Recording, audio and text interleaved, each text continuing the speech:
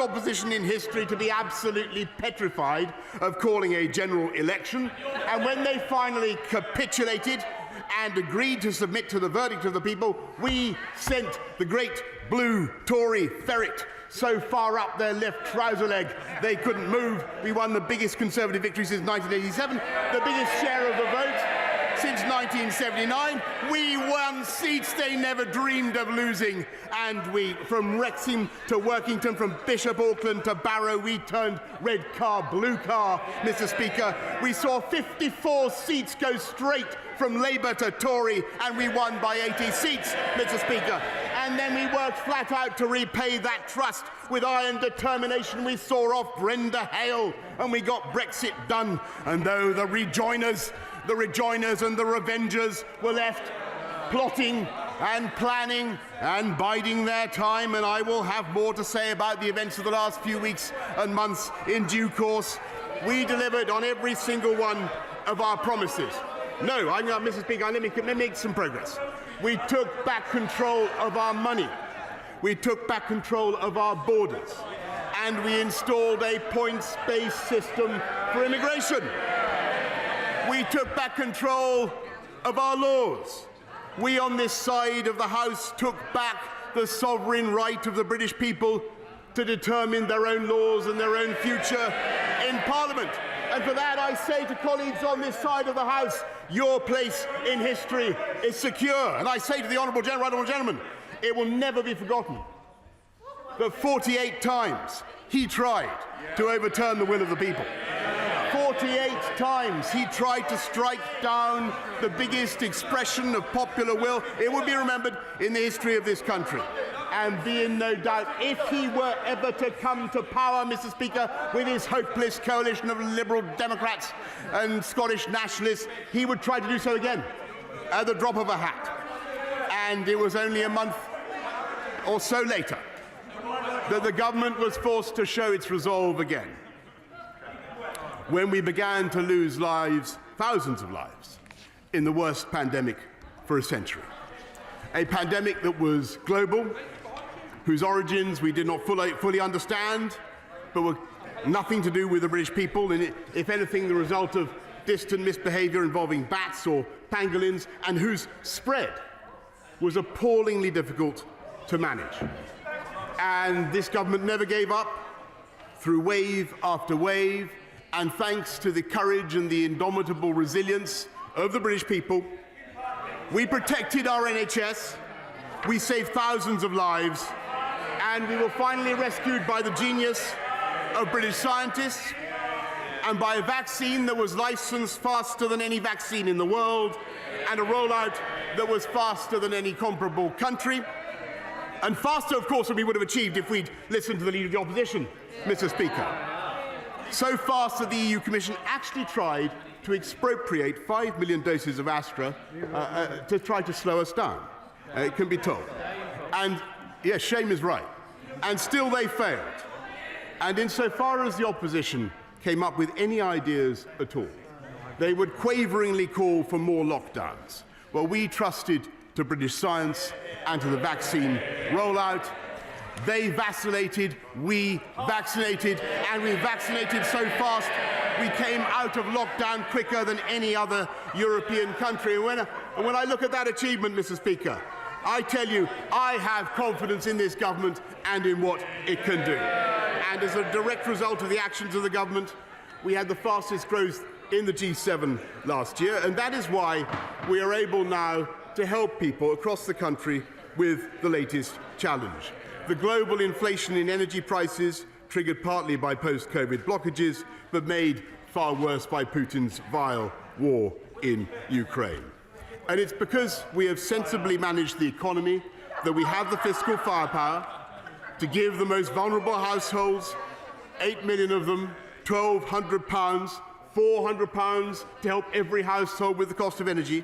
And we can do that because our economic fundamentals are strong, with British companies hiring talent up and down the country. Yes, with unemployment at or near a 50-year low, with 620,000 more people in payroll employment than there were before the pandemic began, and youth unemployment at or near a 45-year low. And with people coming off benefits and getting into work, 500,000 of them just in the 6 months to June. And that is the fundamental difference between this government, and the opposition. We believe that the best answer to poverty is not benefits, that's what they think. We think the best answer is the security and happiness and dignity that goes with a job. And I am proud of what we have done throughout the last 3 years to champion working people, lifting the living wage, cutting tax for those on universal credit, and just in the last couple of weeks, the biggest tax cut in 10 years for the vast majority of people on lower incomes who pay national insurance contributions. And that's why, and I'll give you a fact, Mr. Speaker. That's why today, under this government, the poorer households in this country get more of their income from their earnings, and under Labour, they got more of their income from benefits. That's the reality of the difference between them and us. There has never been a Labour government that left office with unemployment lower than when it came in. And that, Mr. Speaker, is why I have confidence in Her Majesty's government. In spite of the pandemic, we did not, for a moment, I will give way to my honourable friend. I'm grateful to my right honourable friend for giving way. And I personally think that our party is making the same mistake that the Labour Party made when they knifed Tony Blair. But may I say to my honourable friend, is he aware that the excess death rates in Europe show that thanks to his early intervention with the vaccine, fewer people died in the United Kingdom than the majority of other European countries. And thanks to my right honourable friend's intervention, Kiev is still a part of Ukraine and not a part of Russia. I thank him very much, and I think he's absolutely right in what he says about the record of the NHS, the record of this country in beating back COVID. And what a pity it was that the right honourable gentleman, leader of the opposition, came so many times to this place and said that we had the worst record in Europe. He's never taken it back, Mr. Speaker. Perhaps he'll do so in the course of the debate to come. In spite of that pandemic, in a moment, we did not for a moment lose our focus on those huge manifesto commitments that we made in 2019, beginning with making our streets safer, and with the help of now 13,576 more police, and we will hit 20,000 by 2024. We have rounded up those county lines, drugs gangs, 1,500 of them so far, and we will continue. We've taken thousands of knives off the streets of our country, using stop and search, Mr. Speaker. Using stop and search. And I know that people on Labour benches oppose stop and search, but I think it is the kindest and most loving thing you can do when someone is going equipped with a bladed weapon to take that knife off him, Mr. Speaker. And it was by tough policing, giving the police the powers that they deserve, and putting more out on the street, we've helped to get neighbourhood crime down by 31%. And as we promised, we've invested massively in our amazing NHS. We got the nurses into the hospitals, I think another 10,000 this year on last year. We're on track to recruit 50,000. We have record numbers of people working now in our NHS, Mr. Speaker, tackling the COVID backlogs. And at the same time, we're getting on with our long-term programme of improvement of our National Health Service. And they constantly say that we're not going to build 40 new hospitals, Mr. Speaker. Well, I can tell him that we are. And they will be done by 2030, and he will, if he's still around in 2024, he will see measurable improvement. And I'll tell you something else, Mr. Speaker. 75 years after the foundation of the NHS, we have been the first government to have the nerve and a plan to fix the gulf between the NHS and social care. Ending the cruel lottery that brings destitution on families with a member suffering from dementia. Governments have promised it for decades. We did it, Mr. Speaker, and we're raising the funding to do it, which they opposed. And of course, we've been investing massively in our schools and young people, introducing hundreds of thousands of kids to tutoring, the kind of tutoring, kids who have potential, kids who are in danger of being left behind, the kind of tutoring that is currently only available to those whose parents can pay for it. And in making, I'm going to give way to my former opponent, the right honourable member for Islington North. I'm grateful to the Prime Minister for taking a break from his fantasy tour of this country.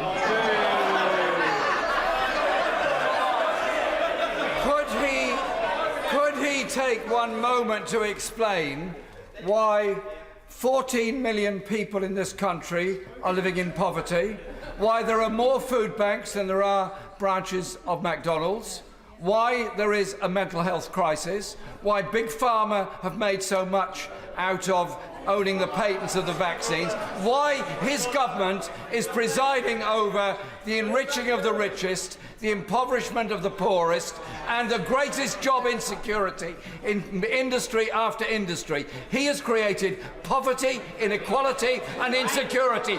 That is his legacy. I'm thrilled to be debating again with the right honourable gentleman, and since our last encounters, I can tell him I am proud that we've actually got unemployment down to at or no record lows. I know that he'd rather have people on benefits, but I don't think that's the way forward, Mr. Speaker. And he talks about 14 million people. Let me tell him. 14 million people voted for this Conservative government, and this Conservative government is undefeated at the polls, and never let that be forgotten. Of course, at the same time, just a moment, we've been investing massively in schools, as I say, and it's by making our streets and our communities safer, by making our population healthier, by ensuring that our kids are literate and numerate at the age of 11, and our goal is to get up to 90% by 11 rather than the current 65%, Mr. Speaker. We've been driven throughout this last 3 years by a very simple vision. We Conservatives believe that there is genius and talent everywhere, and energy and imagination distributed in every corner of this country. But we don't think that's the same for opportunity, Mr. Speaker. And our immense programme of levelling up is driven by the simple mathematical observation. If per capita GDP, productivity were evenly distributed in the UK as they are in our major competitors, then this would be by some way the most prosperous economy in Europe. And of course it would also be the morally right thing to do, Mr. Speaker. And that's why we've kept going with the most colossal infrastructure programme ever seen, 3 new high-speed rail lines, Mr. Speaker. And by the way, how many miles of electrified line did Labour build in their 13 years of office? Anybody know? Virtually none. Hundreds of miles of road improvements were putting in, massive investments in buses, in cycling, and of course, we gave people, and we are giving people, the skills, the lifetime skills guarantee that means the government will support you to get an A-level equivalent skill when you're an adult. And Mr. Speaker, we're also giving them the technology to use those skills throughout the country. Gigabit broadband, I am proud to say, now sprouts through every wainscot, or virtually every wainscot. We've gone from 7% to 69% coverage in this brief 3 years, and it's only by putting in the infrastructure. She says they don't have Wi-Fi in the north, Mr. Speaker. Let me say, it is this government. That's what she said. It is this government that is putting in Wi-Fi across the whole. How little she knows of the very area she purports to represent. It's only by putting in the infrastructure that you enable people to live where they want. And I'm proud that not only are we seeing record numbers of homes being built, last year there were 400,000 first-time buyers. Because unlike the party opposite, we believe in home ownership. We believe in getting people on the property ladder. They don't like it. You can tell they don't like it, Mr. Speaker. And the better the infrastructure, the skills, the technology, the less 400,000 first-time buyers. The less intrusive the regulation in our country, the more the investment flows in. And we're seeing huge sums come in now from the private sector. Every other week there is another £1 billion unicorn, not just in London or Oxford or Cambridge, but across the whole country. We have more tech investment than France and Germany and Israel combined. And now, in the first quarter of this year, in attracting tech venture capital, we've actually overtaken the Chinese, Mr. Speaker, with £12.5 billion coming in. And this government will continue to make the UK the place to come for the industries and the businesses of the future. This year, Newquay will join Cape Kennedy and Baikonur as a functioning spaceport, I'm proud to say. And for the first time ever, under this government, a British satellite will be launched into space from Britain. And next year, the spaceport in Shetland will roar into life thanks to the investments of Lockheed Martin and others as local crofters, and I mean humble crofters, Mr. Speaker, almost as humble and local as the right honourable gentleman opposite, have withdrawn their opposition because they can see that it means jobs and growth for their area. And people in this House may not know it, but this government has made an investment in low Earth orbit satellites, and it was a risk, hundreds of them. But it has paid off for the taxpayer, and hundreds of them are now circling the Earth, offering all sorts of opportunities, including the potential for internet connections for the people of sub-Saharan Africa. And I will give way one last time to the honourable gentleman up there. I'm grateful to the honourable gentleman. It is highly unconventional to put down a confidence motion in his own government, though I suppose he's an unconventional person, since only an unconventional man would want the opportunity to speak at his own funeral. So can I ask him, though, isn't his essential problem, despite all this litany that he thinks are his fantasy achievements, the bottom line is this government, this country is supposed to operate on the good chap theory of government, but it doesn't operate when there's a bad apple at the core.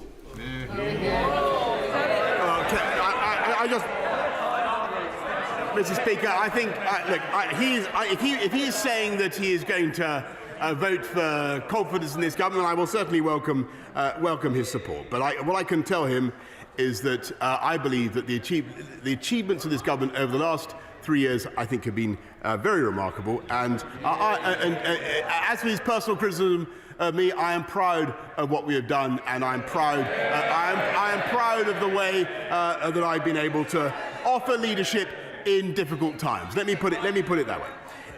I think that investment in the low Earth orbit satellites has paid off, and as I said, that people in sub-Saharan Africa now have the chance to get internet connection. It's a massive success for global Britain, and people around the world can now see the renewed ambition of this country.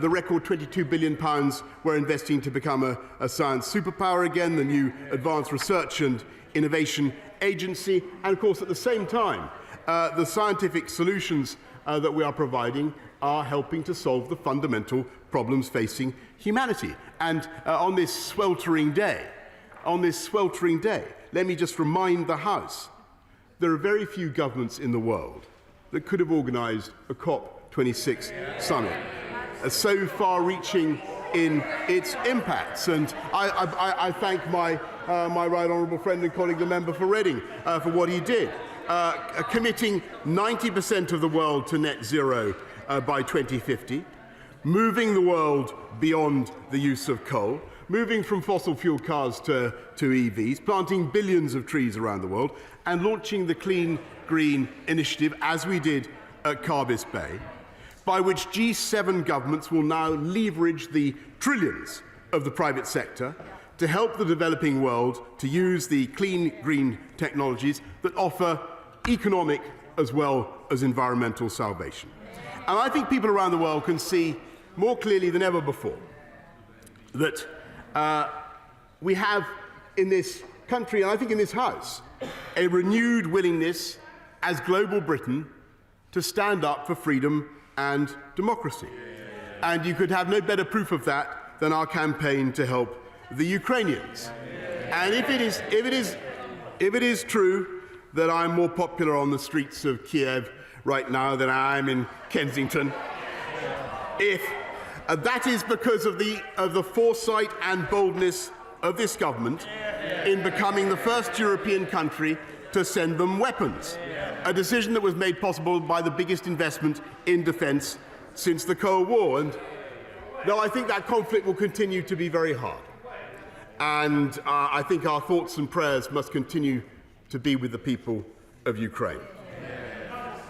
I do believe that they must win and that they will win. And though there may be, of course, a massive strategic importance in the face of Putin's adventurism and aggression, when the people of Ukraine have won, it will also be a victory of right over wrong and of good over evil. And I think this government saw that clearly and saw it whole and saw it faster than many other parts of the world. And that, Mr. Speaker, is why I have confidence in this government. By the way, I have absolutely zero confidence in the opposition. I don't think... Eight of them voted down. I know Tara is saying this, and you must say this, everybody must say this right until the election. 8 of them, including the Shadow Foreign Secretary, voted to discard this country's independent nuclear weapon, Mr. Speaker. I don't believe they would have done the same thing in standing up to Putin in a month of Sundays, Mr. Speaker. Last week I went up in one of our 148 Typhoon fighters, and I flew out over the North Sea, Mr. Speaker. I flew out over Doggerland, the drowned prairies that are now being harvested again with tens of gigawatts of clean, green energy. We will have 50 gigawatts of offshore wind by 2050. And thanks to this government's activism, I'm proud to say that offshore wind is now cheaper than onshore wind. And, I looked down at that ghostly white forest of windmills in the sea, financed, by the way, with ever-growing sums from international investors. And I thought, this is how we are going to fix our energy problems. This is how Europe should be ending its dependence on Putin's gas. And I am proud of the way we have responded to the challenge. A nuclear reactor every year, Mr. Speaker, rather than one every 10 years, or none at all, as was the ridiculous policy, the catastrophic policy of the last Labour government. And then the wing commander interrupted me. And he, for a glorious period, I was at the controls of the Typhoon, and I did a loop-the-loop and an aileron roll and a barrel roll. And then, I'm coming to the point, Mr. Speaker, I handed back the controls. And in a few weeks' time, that is exactly what I will do with this great party of ours. And after 3 dynamic and exhilarating years in the cockpit, we will find a new leader, and we will coalesce in loyalty around him or her. And the vast twin Rolls-Royce engines of our Tory message, our Conservative values and beliefs, will roar on, Mr. Speaker.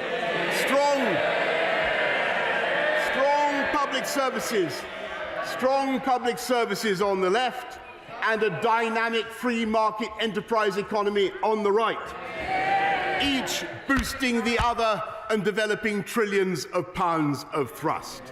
And the reason we keep winning is that we are the only party that understands the need for both. And whatever happens in this contest, we will continue to fight for the lowest possible taxes and the lightest possible regulation.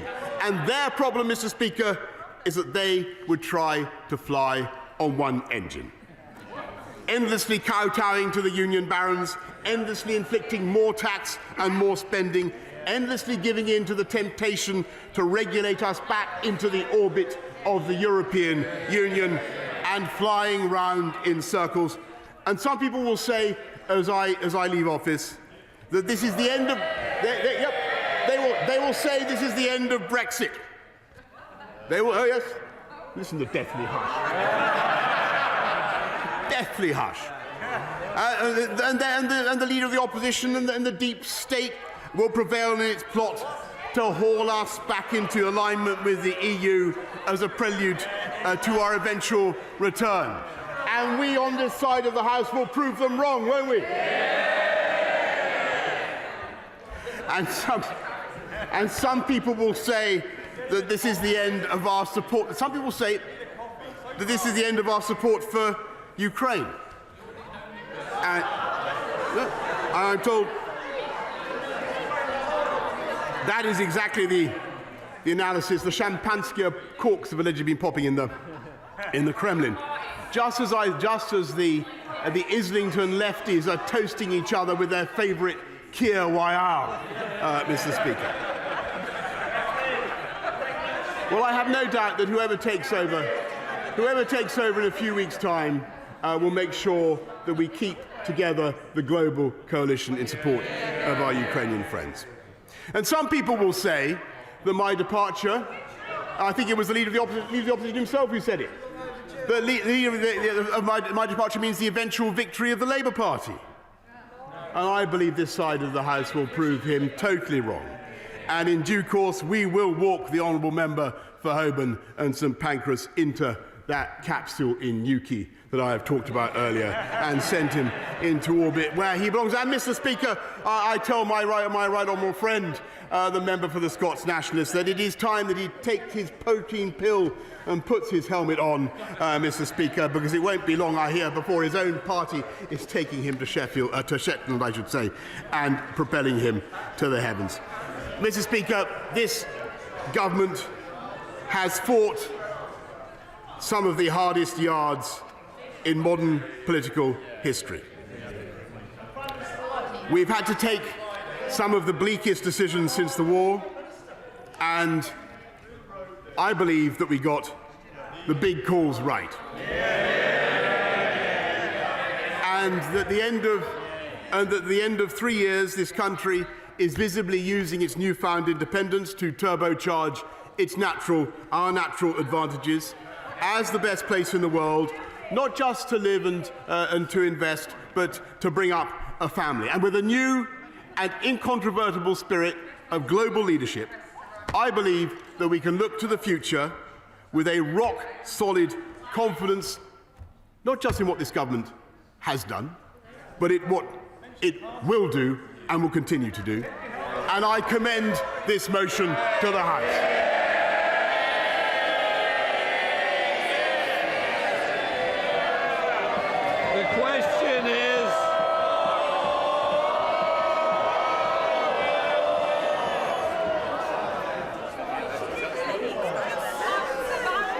The question is that this House has confidence in Her Majesty's government.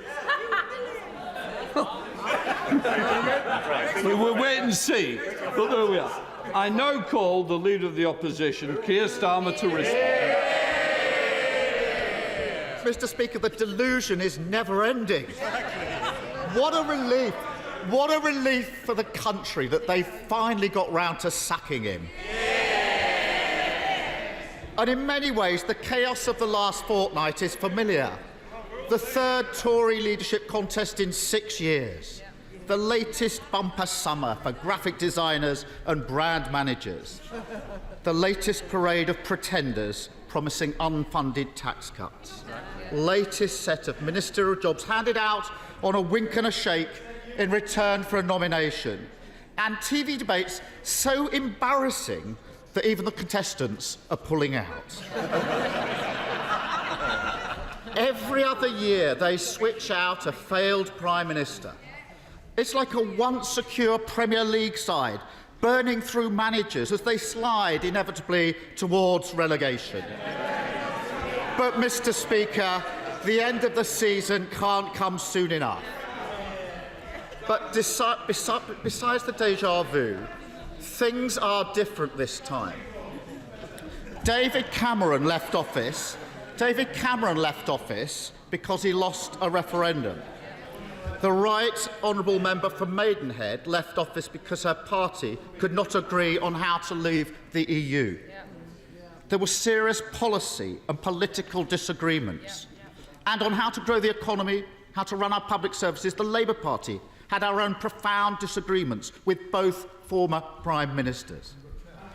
But no one seriously disputed that they were fit for office, that they could be trusted to carry out their own. I suggest some of those on the opposite side reread their resignation letters.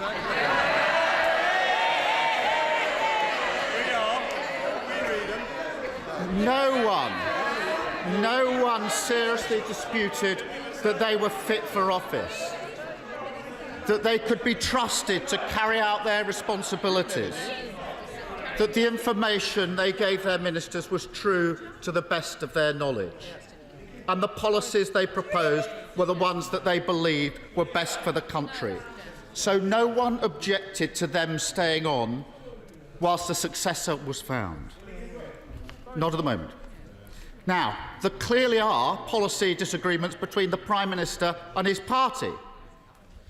I know he spent the weekend throwing another party. It's obviously a very good party from the last 20 minutes.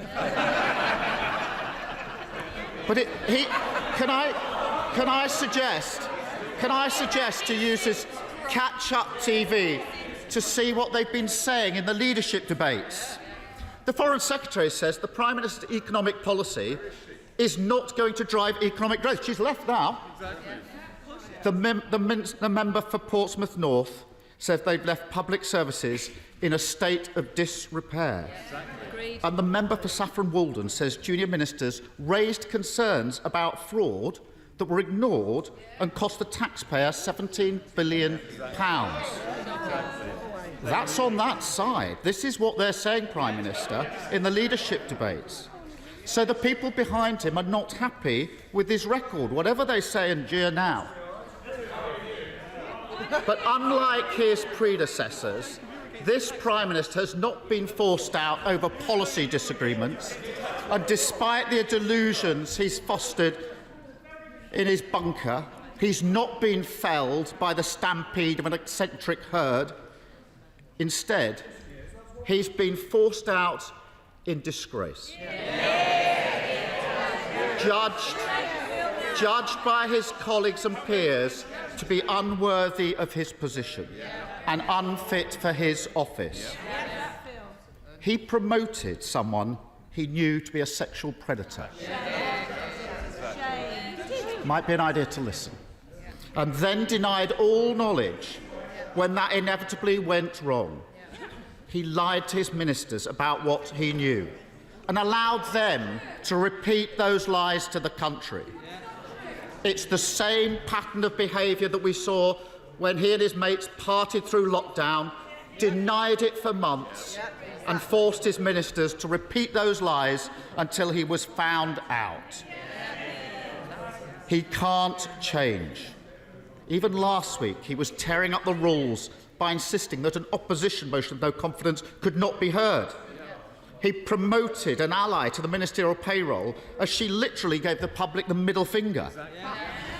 And he appointed a chancellor with questions to answer about tax avoidance and his personal finances. They all know. They all know.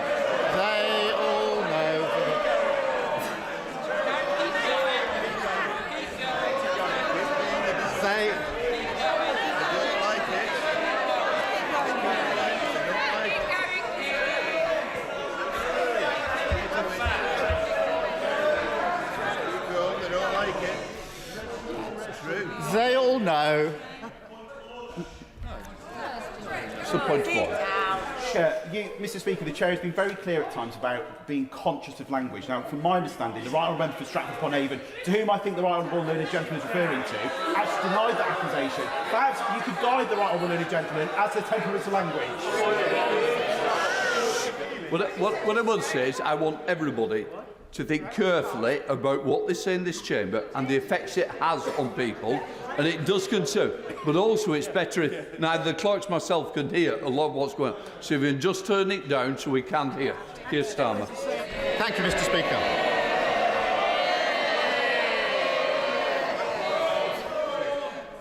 They all know it can't go on. Just read their resignation letters. The member for South West Wiltshire went after saying this is the last straw in the rolling chaos. The member for Cheltenham had enough of defending the indefensible. And the member for Bolsover simply said the Prime Minister was an apologist for someone who has committed sexual assault. When the Right Honourable Member for Richmond resigned, he accused the Prime Minister of not conducting government properly, competently or seriously. I presume he was talking about the appalling joint economic legacy, the highest inflation and the lowest growth in the G7, leaving us with the highest tax burden since rationing and diminished public services. That's the record. The rhetoric doesn't match it. He suggested the Prime Minister is not prepared to work hard or take difficult decisions, and he implied that the Prime Minister cannot tell the public the truth. They all read the letter. They know what he said. But this week, the Right Honourable Member for Richmond is trying to convince us to ignore all that. Apparently he's changed his mind. Asked a straight question, he won't tell his party that the Prime Minister is dishonest. And now he's saying the Prime Minister is actually a remarkable man with a good heart. Pathetic. There can be no one worse placed to rebuild the economy than the man who broke it. There can be no one worse placed to restore trust than the man who propped up this totally untrustworthy Prime Minister. I'll make some progress, then I will.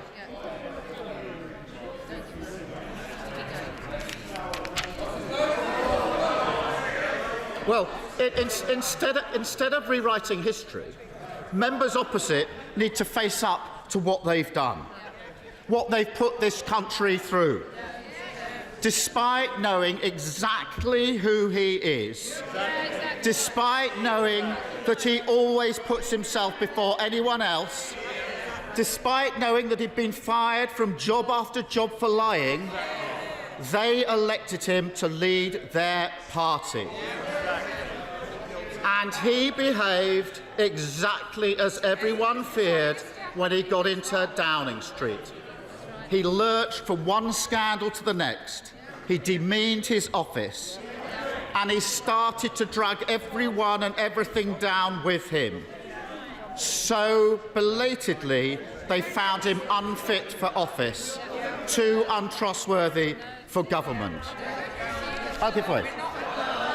The honourable gentleman, the right honourable gentleman, sounds like he's describing his own actions, when for year after year he sat there while the Labour Party were found guilty of breaching the law by the ECHR on the anti-Semitism of the honourable member for England North. Why didn't he have the courage to stand up at the time and stand up for what's right?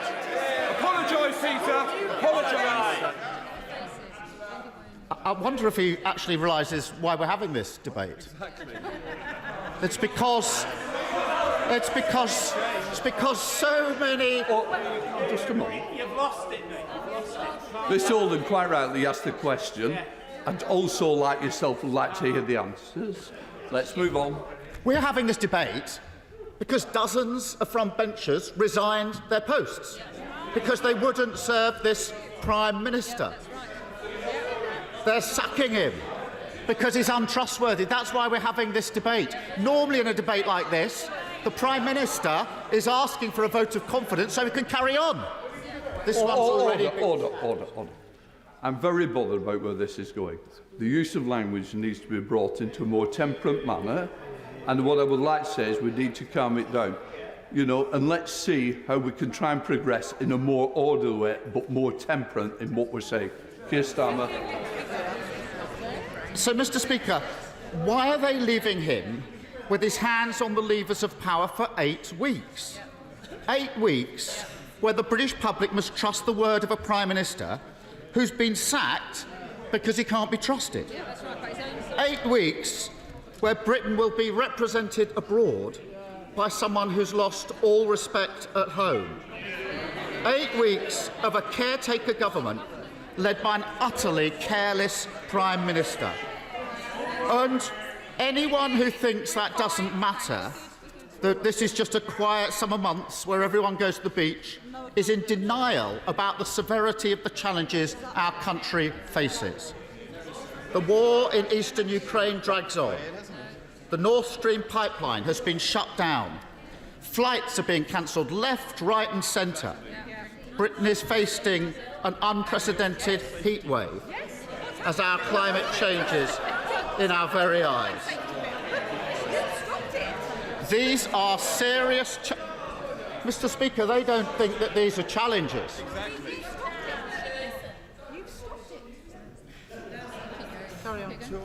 These are serious issues that will require serious leadership. Hard decisions will have to be made. This is not the summer for Downing Street to be occupied by a vengeful squatter mired in scandal. Mr. Speaker, every day they leave him there. Every hustings they refuse to distance themselves from his appalling behaviour. And every vote they cast today to prop him up is a dereliction of duty. You don't like it, do you? Disgrace. It's a reminder, Mr. Speaker, that the Prime Minister has only been able to do what he's done because he's enabled by a corrupted Conservative Party every step, every scandal and every party along the way. Mr. Speaker, I know there's been fear-mongering that this motion might lead straight to a general election. Sadly, that's complete nonsense, but you can see why they fear the electorate.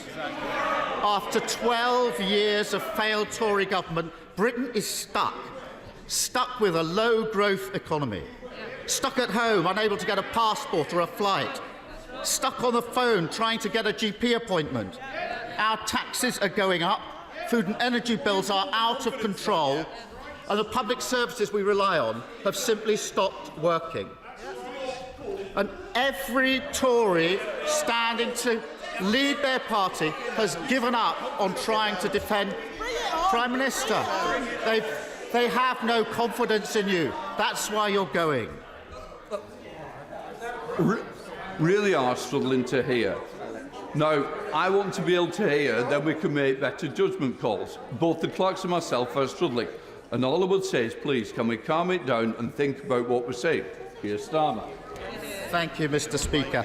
Britain deserves a fresh start with Labour. Free from those who got us stuck in the first place. Free from the chaotic Tory party. Free from those that propped up this Prime Minister for months and months. And here's the difference. Under my leadership, the Labour Party has changed. And we're ready to do the same for the country too, to get our economy growing, to revitalise our public services. And after this Prime Minister has damaged everything around him, to clean up politics.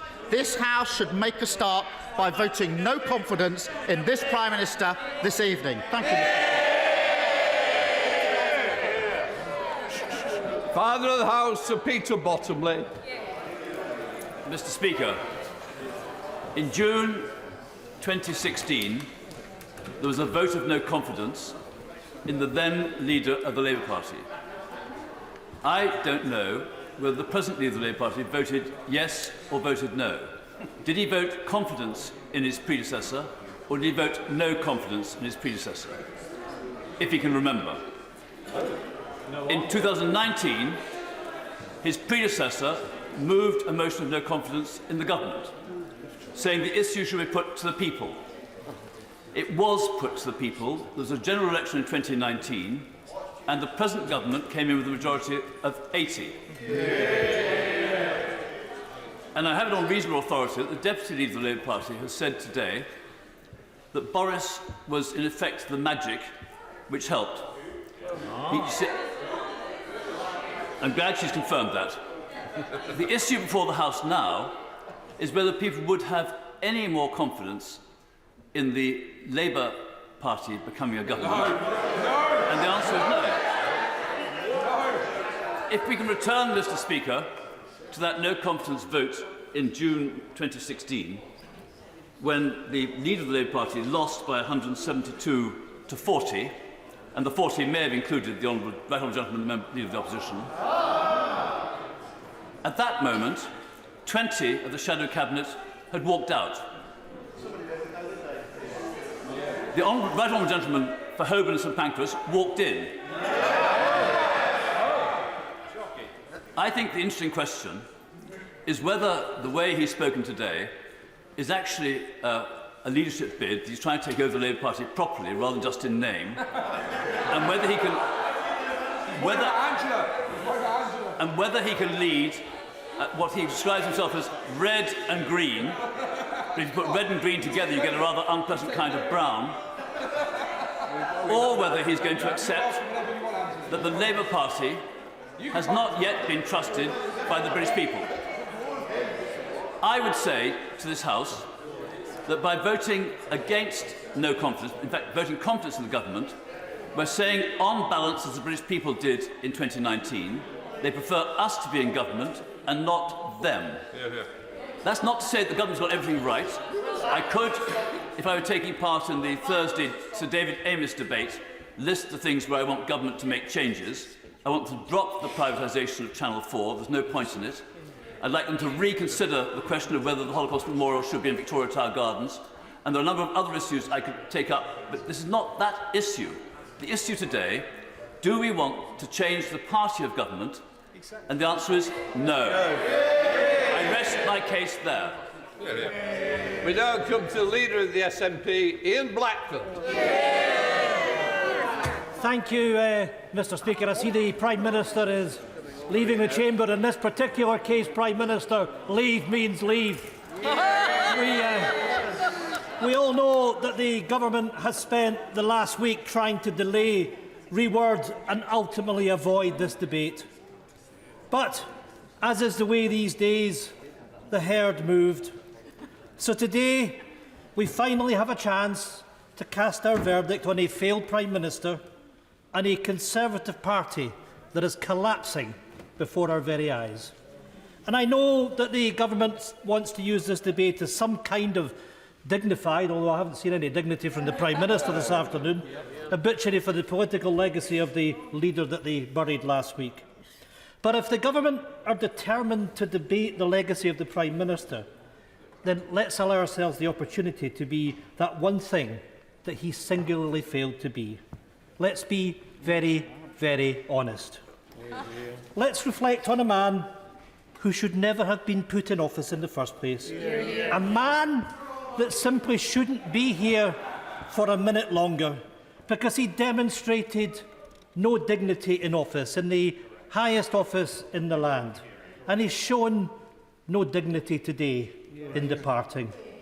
And so every single member of this House needs to ask themselves a very simple question. Why on earth does the Prime Minister deserve the dignity of a long goodbye and a 7-week chance to rewrite his own legacy? And, Mr. Speaker, apparently the one and only reason being offered up by Tory MPs to justify keeping him in place is because we're told that that is the precedent. That is the way that it works down here. It's the Westminster way. But those citing any kind of precedent have clearly forgotten the exact reason that we've been brought to this point. The behaviour of this Prime Minister has no precedence. I'm relieved that we can hear the speech of the Right Honourable Gentleman now, and we have no longer the Prime Minister bawling at speakers as he then leaves the chamber. But would you agree that what we want over this change is dignity? Dignity in the House, dignity in the country, and we didn't see it from the Prime Minister in his behaviour on that front bench today. Order. I think I made that decision, and I don't need any recommendations. I think the behaviour from both sides hasn't been exceptional today. Come on, Ian.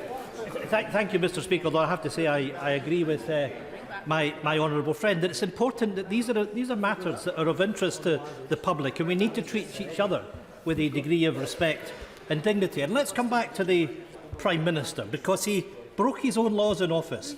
He broke international law, and of course, the thing that ultimately brought him down, the fact that he could never ever be trusted with the truth. That is the record, and that is now the Prime Minister's legacy. He shouldn't be allowed any room to rewrite that record and that legacy, even for 7 weeks. Because, Mr. Speaker, it hasn't escaped anyone's notice that this Prime Minister has lived his life thinking that the world owes him a living. And he hasn't had the grace to stay today to hear the opening speeches in this debate. That tells you everything that you need to know, Mr. Speaker. I'll happily. I thank my right honourable friend, and he's making an excellent speech.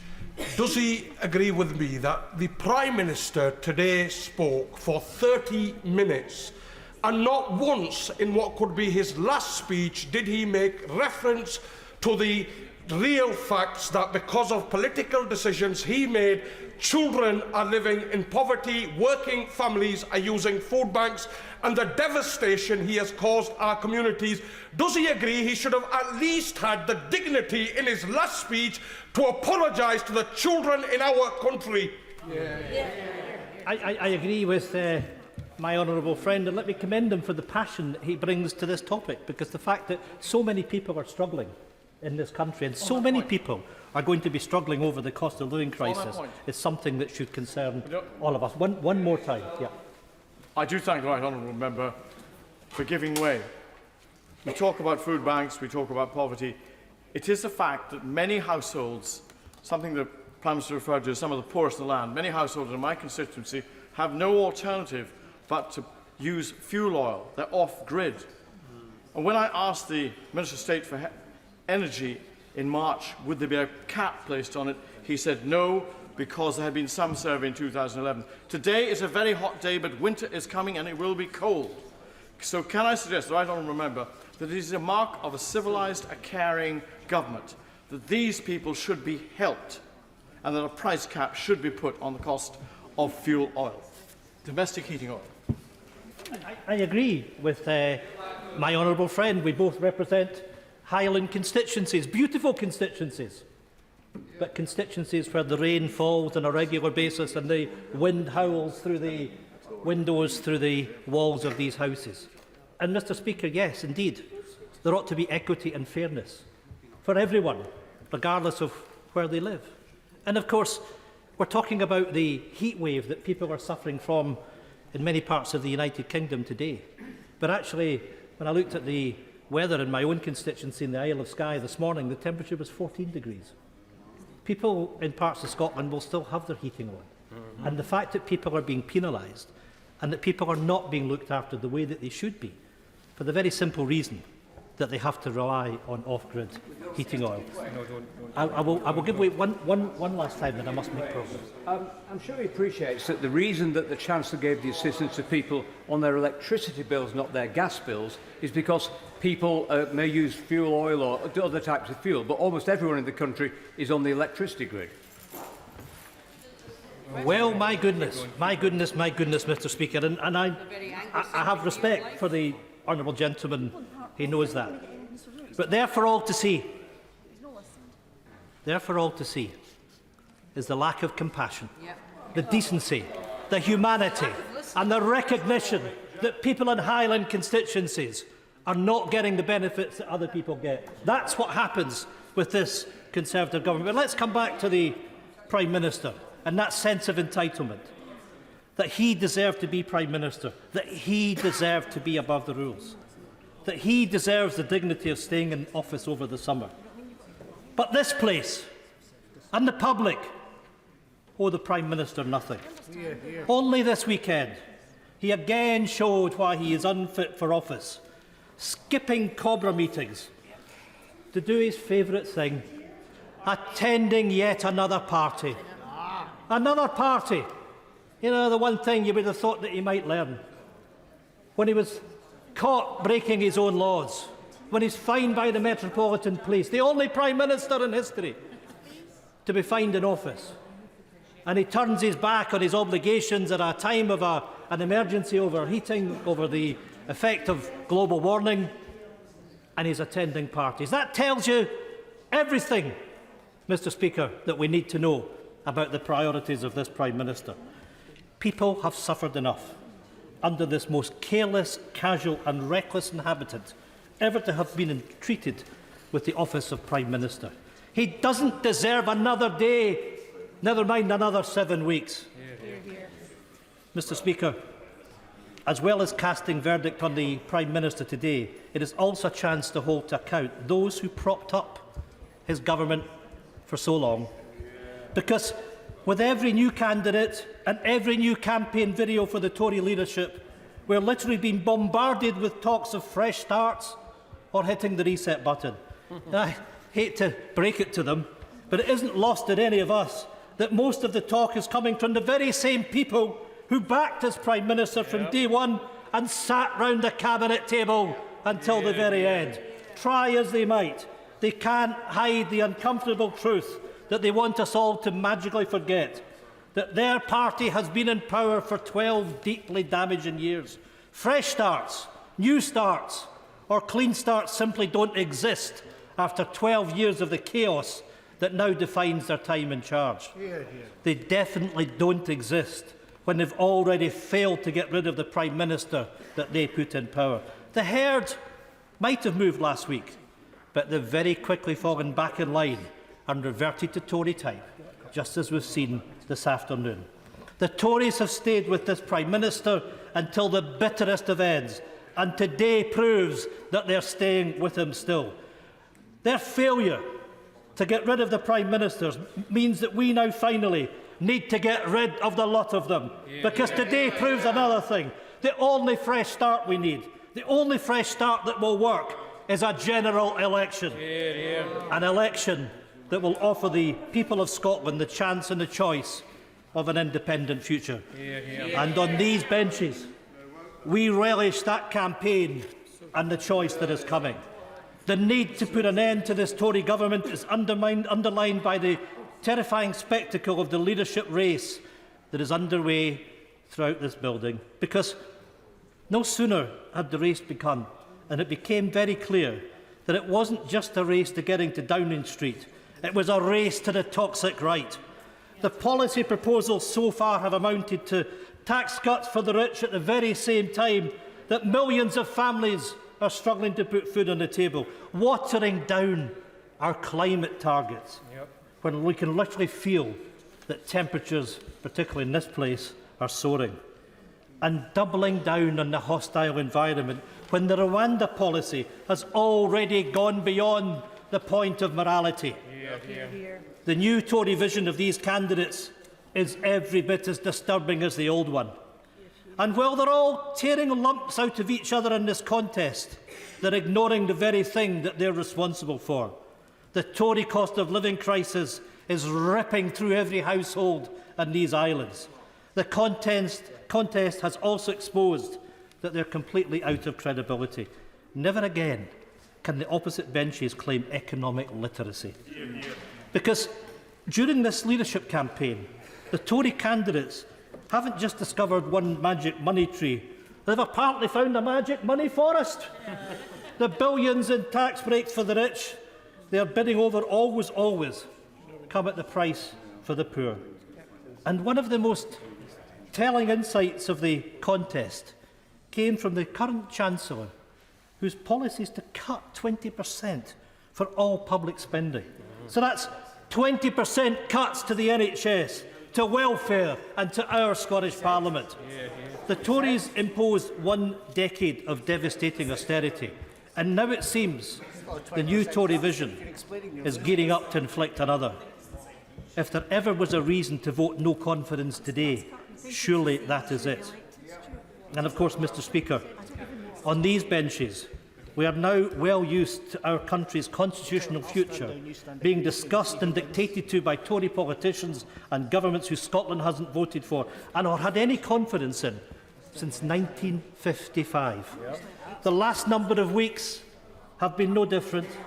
And it turns out democracy denial was not just an attitude of the Prime Minister, it's now official Tory policy.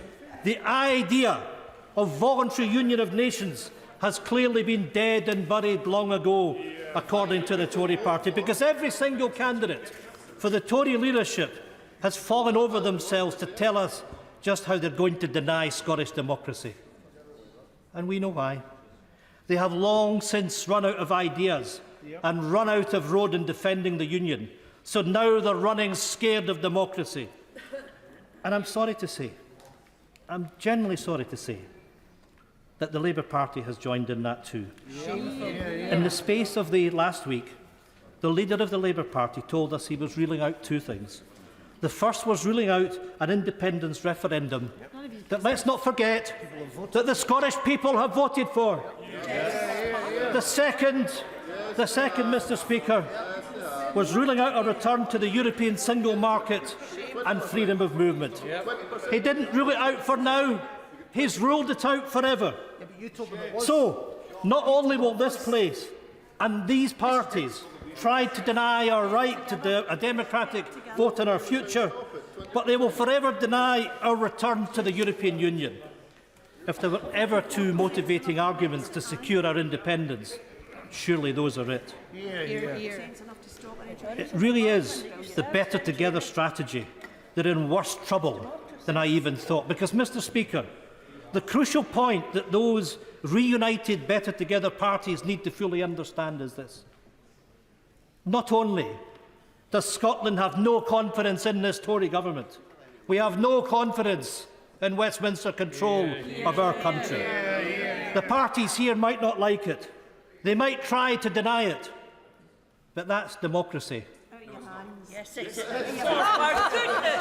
But that's democracy.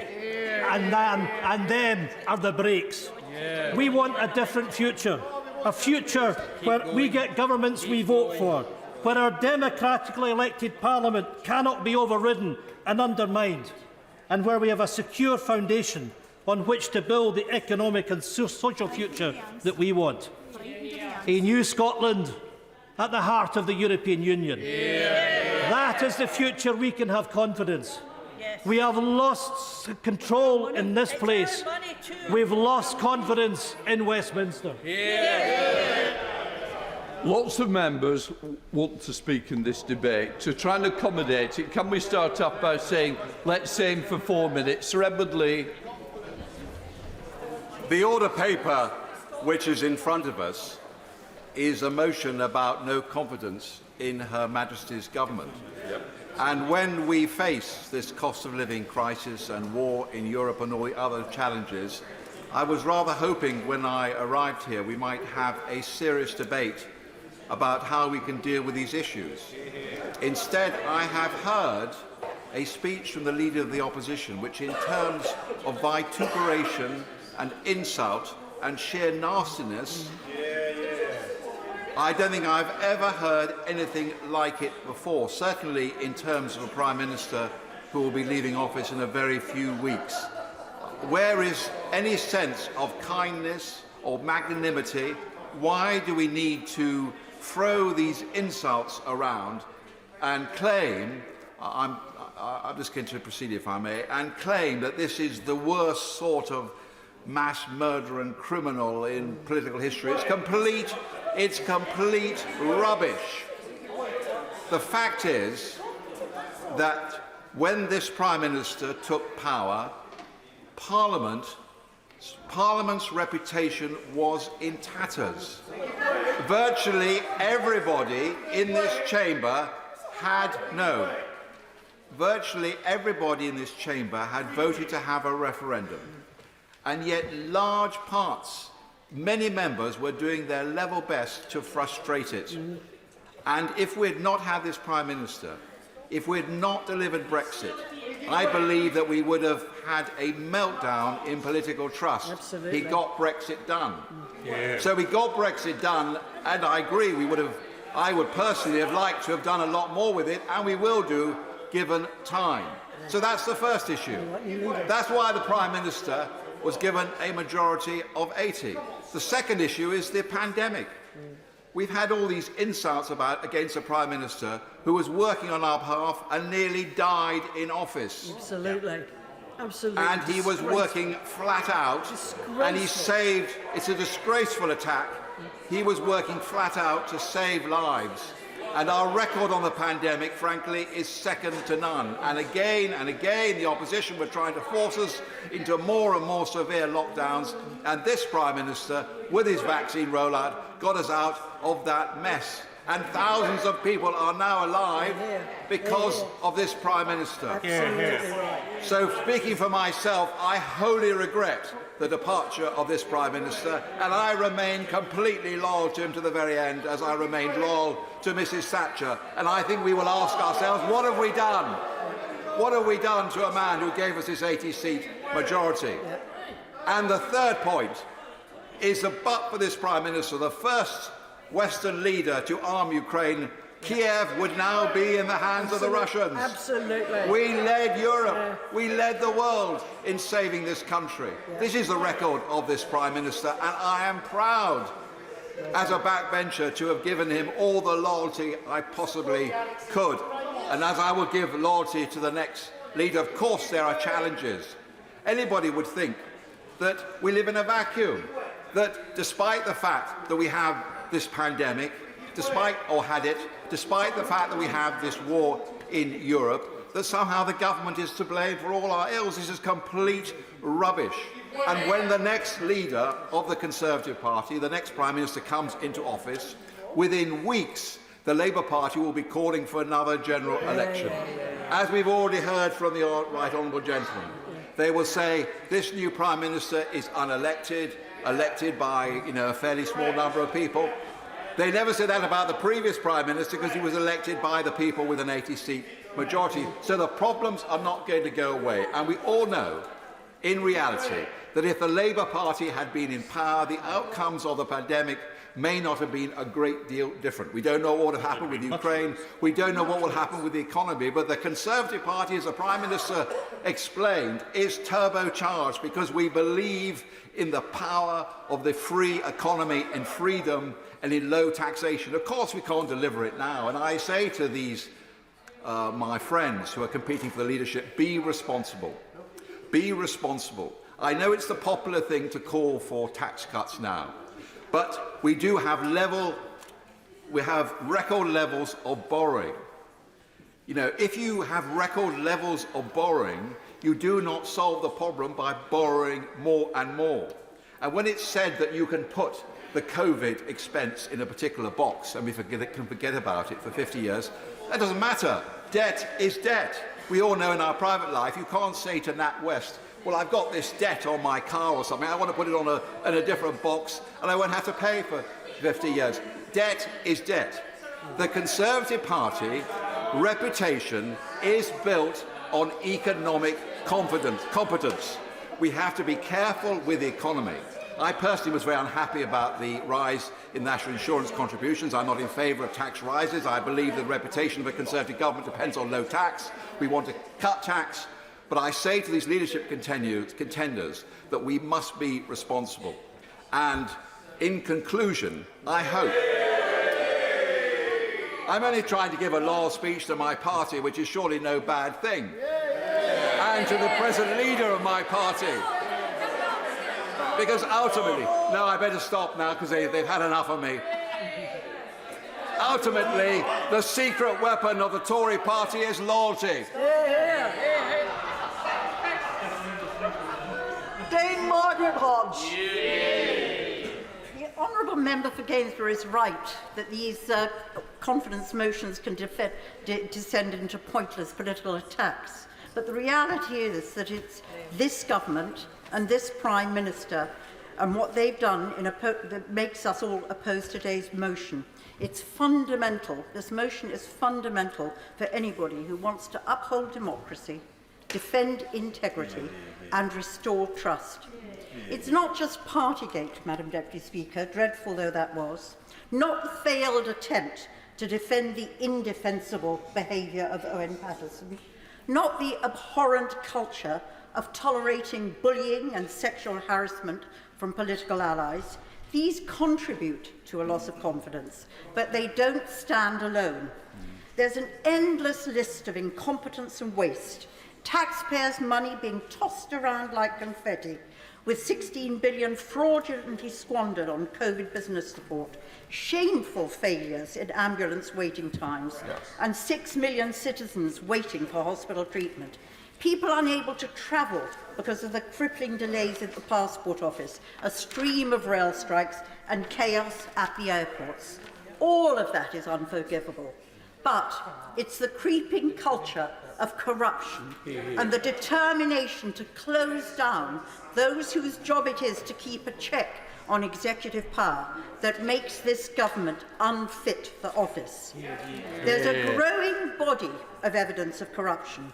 Dodgy Russian money funding MPs and the Tory party. An explosion in illicit finance with London grad and now the international capital for dirty money. Peerages for pals like Cruddas and Lebedev. Jobs for mates like James Wharton to people from the Prime Minister's City Hall days. Contracts for cronies with only 0.2 million of the 17.3 billion contracts for PPE subject to open competition. This is not, Madam Deputy Speaker, the Prime Minister's money, not the Conservative money. It's our money, taxpayers' money, earned through hard work, and we expect it to be honestly and efficiently spent. This government has no moral compass. Look at their reaction when criticised by institutions that provide a check on their power. When the courts found the government had illegally prorogued Parliament, they looked to limit judicial review. When international laws prove inconvenient, they break or ignore them. Parliament's role in holding government to account has been eroded. Ministers refusing to appear at Select Committee, Prime Minister interfering in parliamentary elections, legislation being rushed through with scant scrutiny. The independence of the civil service has been undermined, permanent secretaries sacked for speaking truth to power, and ministers appointing their cronies as non-executive directors. And those in the press who dare to criticise the government get sidelined. The government tried to keep sections of the press out of Number 10 briefings. Their answer to criticism from Channel 4 is to privatise it, whilst the BBC's reward for unbiased public service broadcasting is the licence fee slashed. A free press, a strong parliament, an independent judiciary and impartial civil service are essential to a healthy democracy. And this government has undermined these institutions, and it is shameful. This debate is essential to call a halt to the dangerous Trumpian assault on everything we value in our British democracy. This shouldn't be about Conservatives against Labour. Every MP needs to ask themselves, can I have confidence in a government that misleads with impunity, abuses office to reward friends with jobs and lucrative contracts, puts self-interest above the national interest, allows its party to accept cash for access, influence and honours, whose members indulge in egregious lobbying or sex, bullying and sleaze scandals? Can any honourable or right honourable member in good conscience walk through the lobby and declare their confidence after the litany of bad behaviours that have marked this government's time in office? The answer must be no. Sir Bill Wigan. Deputy Speaker, I think I can be very confident in predicting that we shall never again hear a Prime Minister describe their phenomenal electoral victory as putting a blue ferret up the trouser leg of the opposition. Since entering office in 2019 on the back of his historic election victory, the world has been turned on its head. And let us not lose sight of what has been thrown at the government since March 2020. We have lived through a once-in-a-century pandemic, the first major war in Europe for a generation, and worldwide economic turbulence. Yet at every turn, this government and the Prime Minister have put their back to the wheel and gone to work for the British public. Now, of course, by their own admission, mistakes have been made. At every opportunity, the Prime Minister has shown contrition and a desire to get on with a Conservative agenda. However, the mudslinging and the relentless nature of politics and the media eventually take its toll on even the steeliest character. The Labour Party and some in the media are glad to see the Prime Minister go, as we are losing a political communicator and leader of historic proportions. During the 1997 general election, I stood for Burnley. And while I believe I did as good a job as possible in restricting the Labour candidate to a majority of a mere 17,062, I never thought that Burnley would be a Conservative seat. Nevertheless, 22 years later, and thanks to this Prime Minister's leadership, I am proud to see that Burnley has its first Conservative Member of Parliament since 1910, and a very good one at that. The British public put its overwhelming faith in our Prime Minister and his government to get Brexit done. Finally, we have escaped the grasp of the European Union's clutches, and we have our freedom. Because this government made the right calls at the right time during the pandemic, we are learning to live with COVID. Over 39 million people have received a booster jab across the UK. We had the fastest rollout in Europe and were the first to unlock and begin our recovery. On a smaller, no less important scale, some years ago, I brought forward a private member's bill to allow motorcycles to use bus lanes. I will in a moment when I finish this. The evidence showed that when motorcyclists were in bus lanes, pedestrians were considerably more careful, and as a result, people were no longer hurt or seriously injured. Now, during his tenure as Mayor of London, he heeded my call. He made it happen. And as a result, in London, motorcyclists are allowed in bus lanes. I give way to the honourable gentleman. Very grateful to the honourable member for giving way. We know that as Foreign Secretary, the Prime Minister managed to slip his security detail. We don't know why. There was no officials there. Does the honourable gentleman have any concerns what meetings the Prime Minister may have had as Prime Minister without officials or security detail? He's talking about, so I'm not going to speculate. But probably not for the first time. And I'm sure he will agree that motorcycling remains one of the best ways to travel around the capital. Yes, I give way to the honourable gentleman, but that will be it. The honourable gentleman for giving way. Does the honourable member not agree that, like most of us individuals here, government is not perfect? None of us are, certainly not myself. And this appears to be a genuine attempt to change that approach. Otherwise, it's not my form to remind right honourable members that kindness and respect in this place is the responsibility of every individual member. This debate must have that underlying principle at its very core. That none of us are perfect, and if we were, this would be a very dangerous game to be in, because there would be very quickly someone pointing out that we were not. And I think it's helpful for our constituents to understand that it is absolutely right for the opposition to be able to call a confidence vote in the government at any time. And if they made a mistake last week, and therefore were having it today, like all of us, they are fallible too. And we should be very clear that that right is being defended, and he is right to insist that kindness and respect are fundamental for this job. After all, it's hard enough anyway. Another aspect to this government and its leader that cannot be overshadowed is the reach and the likeability. My right honourable friend remains one of the rare politicians who is on first-name terms with the public.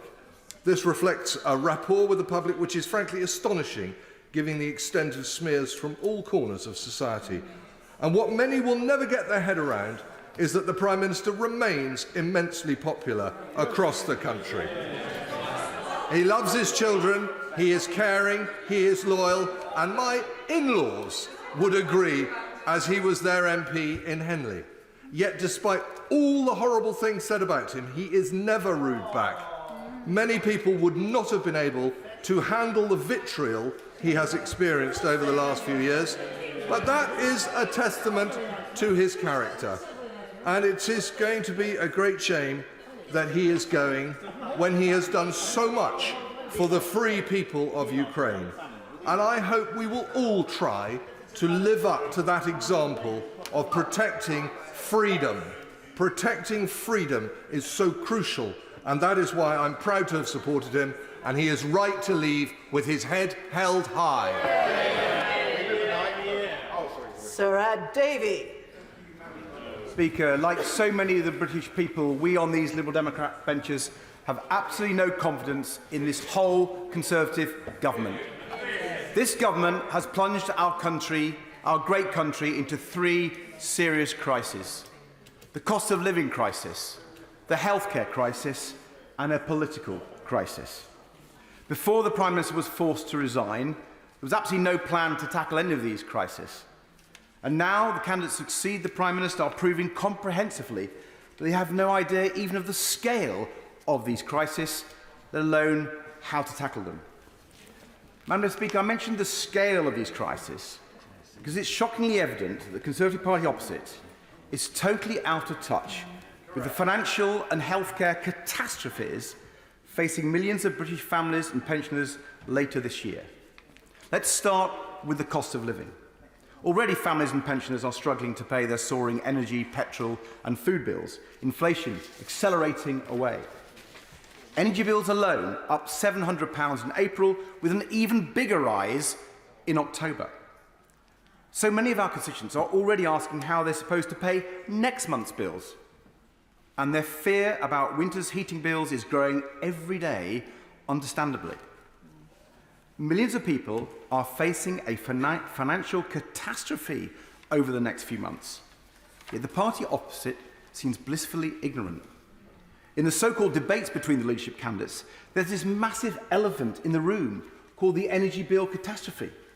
Yet a total answer, any serious answer to that. Liberal Democrats showed what could be done.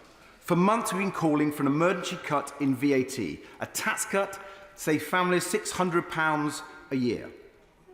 Instead, this government has chosen to raise taxes, raising national insurance, freezing income tax thresholds, and hitting hard-working families, making the crisis worse, not better. And then there's the healthcare crisis. Health crises used to occur for a few weeks every winter. Not with this Conservative government. This Prime Minister has brought health crises for winter, autumn, summer and spring. Madam Deputy Speaker, just look at the stats. A record 6.5 million people on hospital waiting lists. Cancer treatment targets missed by miles. Ambulance response times with record long delays. But this government has ignored the ambulance crisis, hoping it goes away. It's failed to employ the GPs, the NHS dentists and the care staff that British people need and deserve. And now leadership candidates argue about how much to slash the NHS budget. Which brings me, Madam Deputy Speaker, to the political crisis. It would be easy to blame it all on the Prime Minister, and surely he must certainly take a large part of the blame. He has debased the high office of the British Prime Minister, and he has shattered the public's trust in our politics.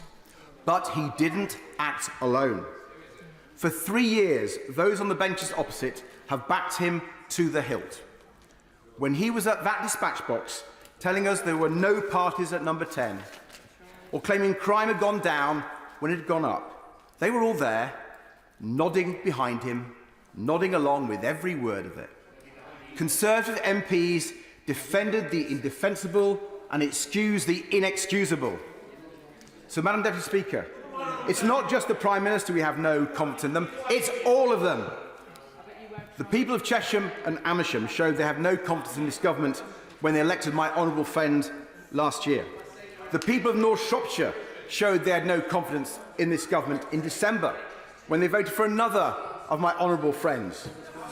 And the people of Devon showed they have no confidence in these Conservatives when they so wisely elected the new member for Tiverton and Honiton just last month. So we just think it's time we gave everyone across the country the chance to have their say. and the chance to end this shameful, shambolic Conservative government in a general election. When members opposite decide how to vote today, I would urge them to ask themselves these questions. Do they really have confidence in a government that has raised taxes by over £1,000 per family in the middle of a cost of living crisis? Do they really have confidence in a Prime Minister who was fined by the police for breaking his own law, who forgot about serious allegations against his Deputy Chief Whip, and who is now under investigation for contempt by a committee of this House? Do they really have confidence in a government that is running our NHS into the ground and taking local communities for granted? Madam Deputy Speaker, I believe the British people have lost confidence in all of them. And if they had any decency left, they'd back this motion tonight. Order. Mr. Speaker indicated that there will be an informal limit of 4 minutes. That clearly isn't quite working. I'm not speaking with reference to the leader of the Liberal Democrats, who, as the leader of his party, is allowed a certain leeway. We now have to have a formal limit of 4 minutes. Mike Wood. Thank you, Madam Deputy Speaker. And yes, this House can have confidence in Her Majesty's government, because faced with unprecedented challenges over the past 3 years, it's got far more of the important ones right than it's got wrong. Have there been mistakes? Of course there have. I'm not aware of any government of any nation, even in the most benign of times, that could claim otherwise. But of course, these have not been benign times. But on the big questions facing the government, our country is in a better position now, because the Prime Minister has been in charge over the past 3 years, than it would have been if the Leader of the Opposition had had his way. On the decision to respect the referendum result, the Prime Minister broke the deadlock over Brexit that threatened to leave the country paralysed with indecision. While there are still important issues to resolve, it's clear that any of the 5 Conservative candidates to replace him will continue that work and secure Brexit, not reverse it. We know what the Leader of the Opposition wanted to do if he had become Brexit Secretary in 2019, another referendum to overturn the first one. We know that he promised Labour Party members what he promised to become leader. He promised free movement across the EU. And we know that he is now telling voters that he wouldn't take us back into the EU internal market, but people are bound to ask, just who is he telling the truth to? This government and this Prime Minister called it right. And going into a global pandemic, this government recognised that normal procurement and distribution systems were not going to meet the need to get PPE to people who needed it most urgently. And at the time, the Leader of the Opposition attacked the plans for having too many checks, for being too slow, and for not awarding contracts quickly enough. Later, that criticism was reversed. Suddenly, there were insufficient checks and bureaucracy. But again, the government called it right and struck the correct balance. They put in place the biggest job and business protection schemes in British peacetime history to make sure that our economy was able to build back once the need for lockdowns had passed. 9 million workers' wages paid, nearly 3 million self-employed workers helped, and businesses right across our economy supported. If the Leader of the Opposition had had his way and the Right Honourable Member for Islington North's plans had been put in place, bankrupting the nation, we simply wouldn't have been able to borrow the money for that emergency help. And back when a COVID vaccine looked a distant prospect, the Prime Minister and the government backed a range of potential vaccines and a superb task force with Kate Bingham, which the opposition decried as waste and cronyism. The opposition was wrong, the Prime Minister's right, and Britain got more vaccines more quickly than any other European country. I really don't have time.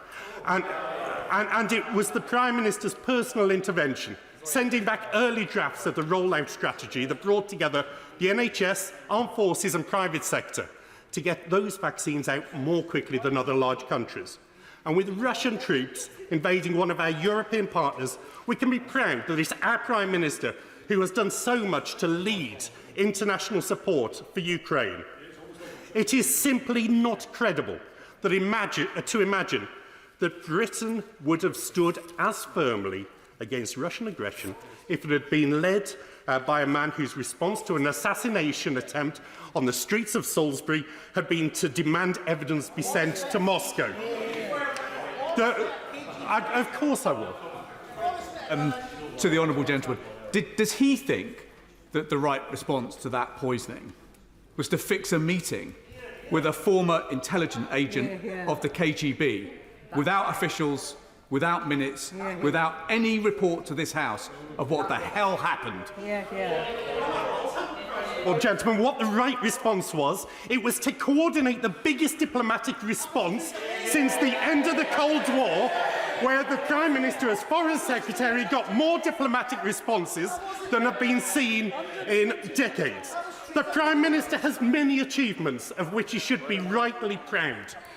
His successor will have a strong foundation to build on, thanks to the decisions that he has taken over the past 3 years. And it's for these, I really shouldn't. It is for these and many other reasons that this House should continue to have confidence in Her Majesty's government. Dame Angela Eagle. Deputy Speaker, we do not currently have a functioning government. It imploded 2 weeks ago with over 50 ministerial resignations in 36 hours. Their decision to render their own government incapable of governing forced the Prime Minister to concede that the end was nigh. But he didn't resign. Shamefully, he was allowed to make over 60 new ministerial appointments to a caretaker government, many of whom will only be ministers for 3 months in this drift through a national crisis. The Prime Minister has been told he must be gone by the 5th of September. That's 50 days from now. 50 days in which the government is being led by a disgraced Prime Minister and Parliament will be in recess. It's not in the interest of our country or our democracy to allow this discredited Prime Minister to squat in Downing Street for 1 day longer. He's a security risk, having admitted to attending KGB agent Alexander Lebedev's Italian villa alone en route home from a NATO summit. He's trying to install more of his cronies into strategic jobs before he goes. He's ending his tenure in Downing Street, much as it began by going AWOL from emergency Cobra meetings, preferring to party at Chequers instead. And there are rumours that he's planning a bumper resignation honours list of 40 Tory peers. Such patronage should not be available to a man driven from office in disgrace by his own side. If it was carried, this motion would bring about a general election.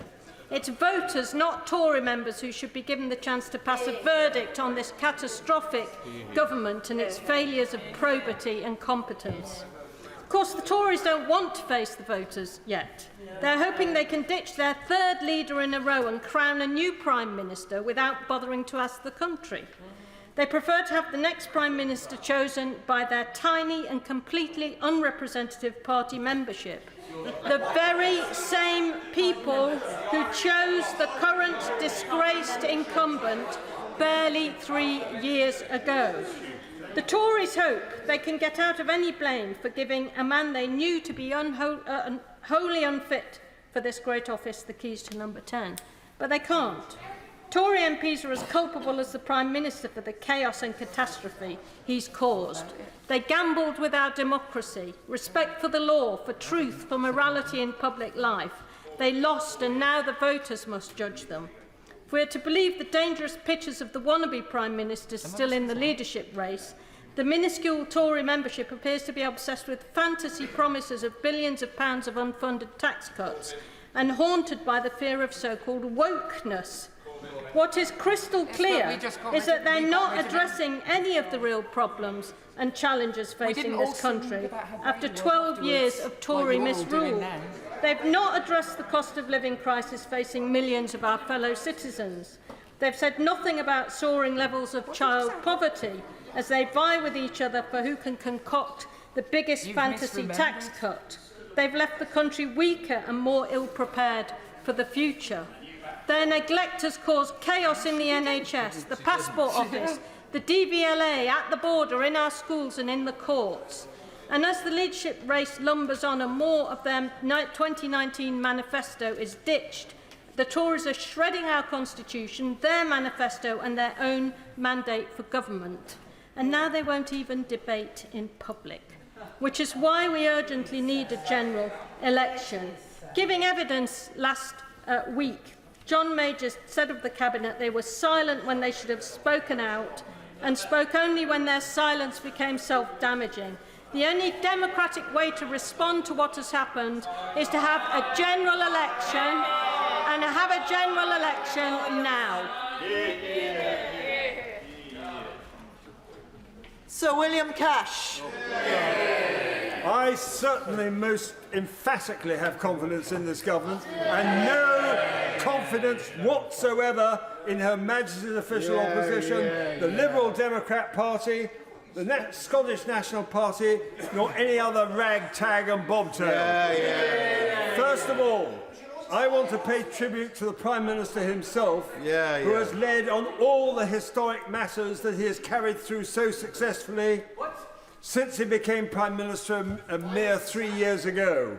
Brexit, standing up for Ukraine, COVID.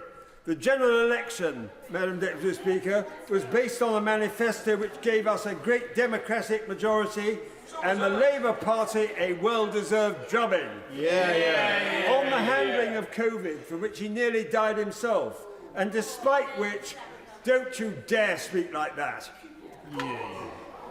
And despite which, with courage and resilience, he battled through with AstraZeneca and the scientific expertise of our great scientists and the support of our government under this Prime Minister.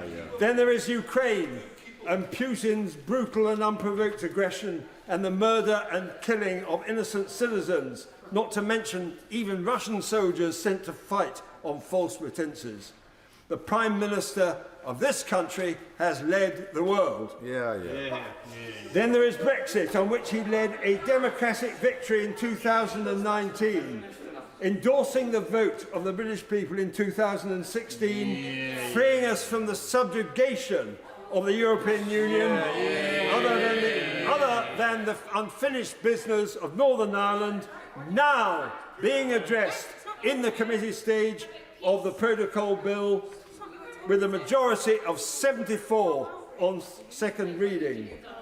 Brexit itself, with the freedoms generated by leaving the laws of the European Union and the means to unleash the potential of the British people and their business, their innovation and their worldwide commercial ambitions, will create new horizons in our economic history.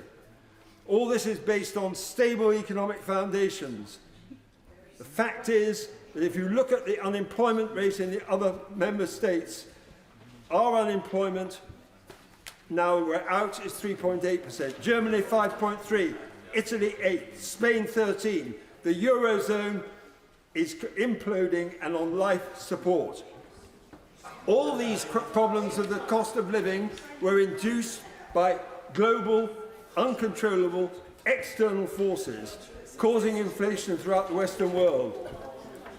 Underneath all the strident rantings of the party opposite, this government has succeeded when on every count they would have completely failed miserably. The essential foundations of sovereignty and democracy have now been re-embedded in our national DNA. The success cannot be taken away from the Prime Minister, and it never will be when the history books are written. Job vacancies are now at a mere 1.3 million in this country, far, far better than in the other member states. The G7 and similar countries are affected in a similar way. Thanks to this Prime Minister and this government and this party, we have made a success of one of the greatest revolutions in British constitutional history, certainly since we entered in 1973 and stretching back over 400 years. I have confidence in this government because it has achieved, and the people on the other side of this House have failed every single time they've ever been given an opportunity to do it, and they'll do so again. Stuart Malcolm MacDonald. Well, what a man to follow, Madam Deputy Speaker, because, well, I'm not sure Fran and Anna here quite agree with me on that, actually. But let me say, Madam Deputy Speaker, we're here debating a motion of no confidence in the government. But as has been said by other speakers before me, we don't have a government. It's a government in name only. It's essentially now a form of organised Tory hooliganism that squats in these offices of state, that squats in these departments, and squats most of all in Downing Street.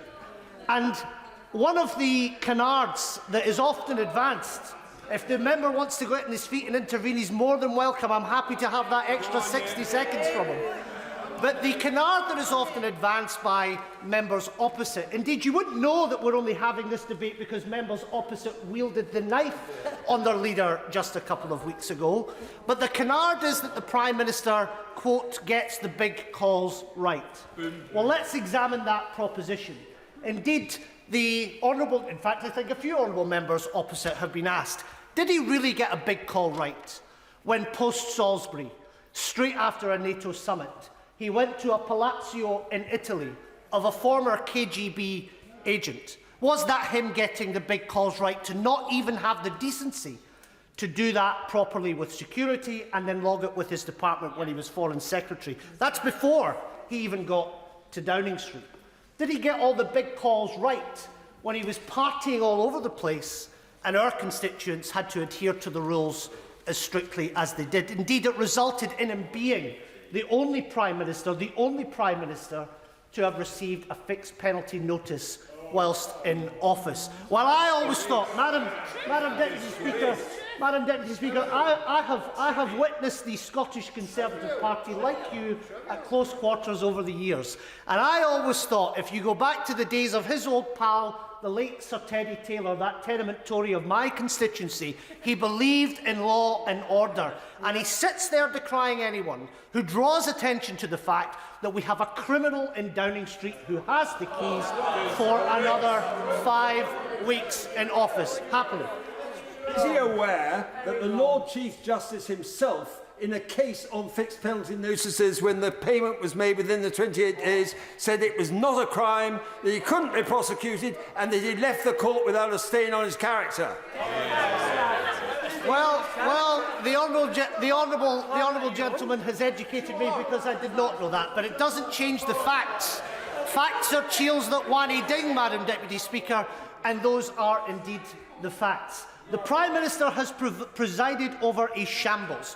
What was witnessed 2 weeks ago in this very building and not so far from here was a government in meltdown, and yet we're asked to believe that somehow all of the MPs and ministers and PPSs and trade envoys who resigned got it wrong, and somehow this Prime Minister is still fit for office.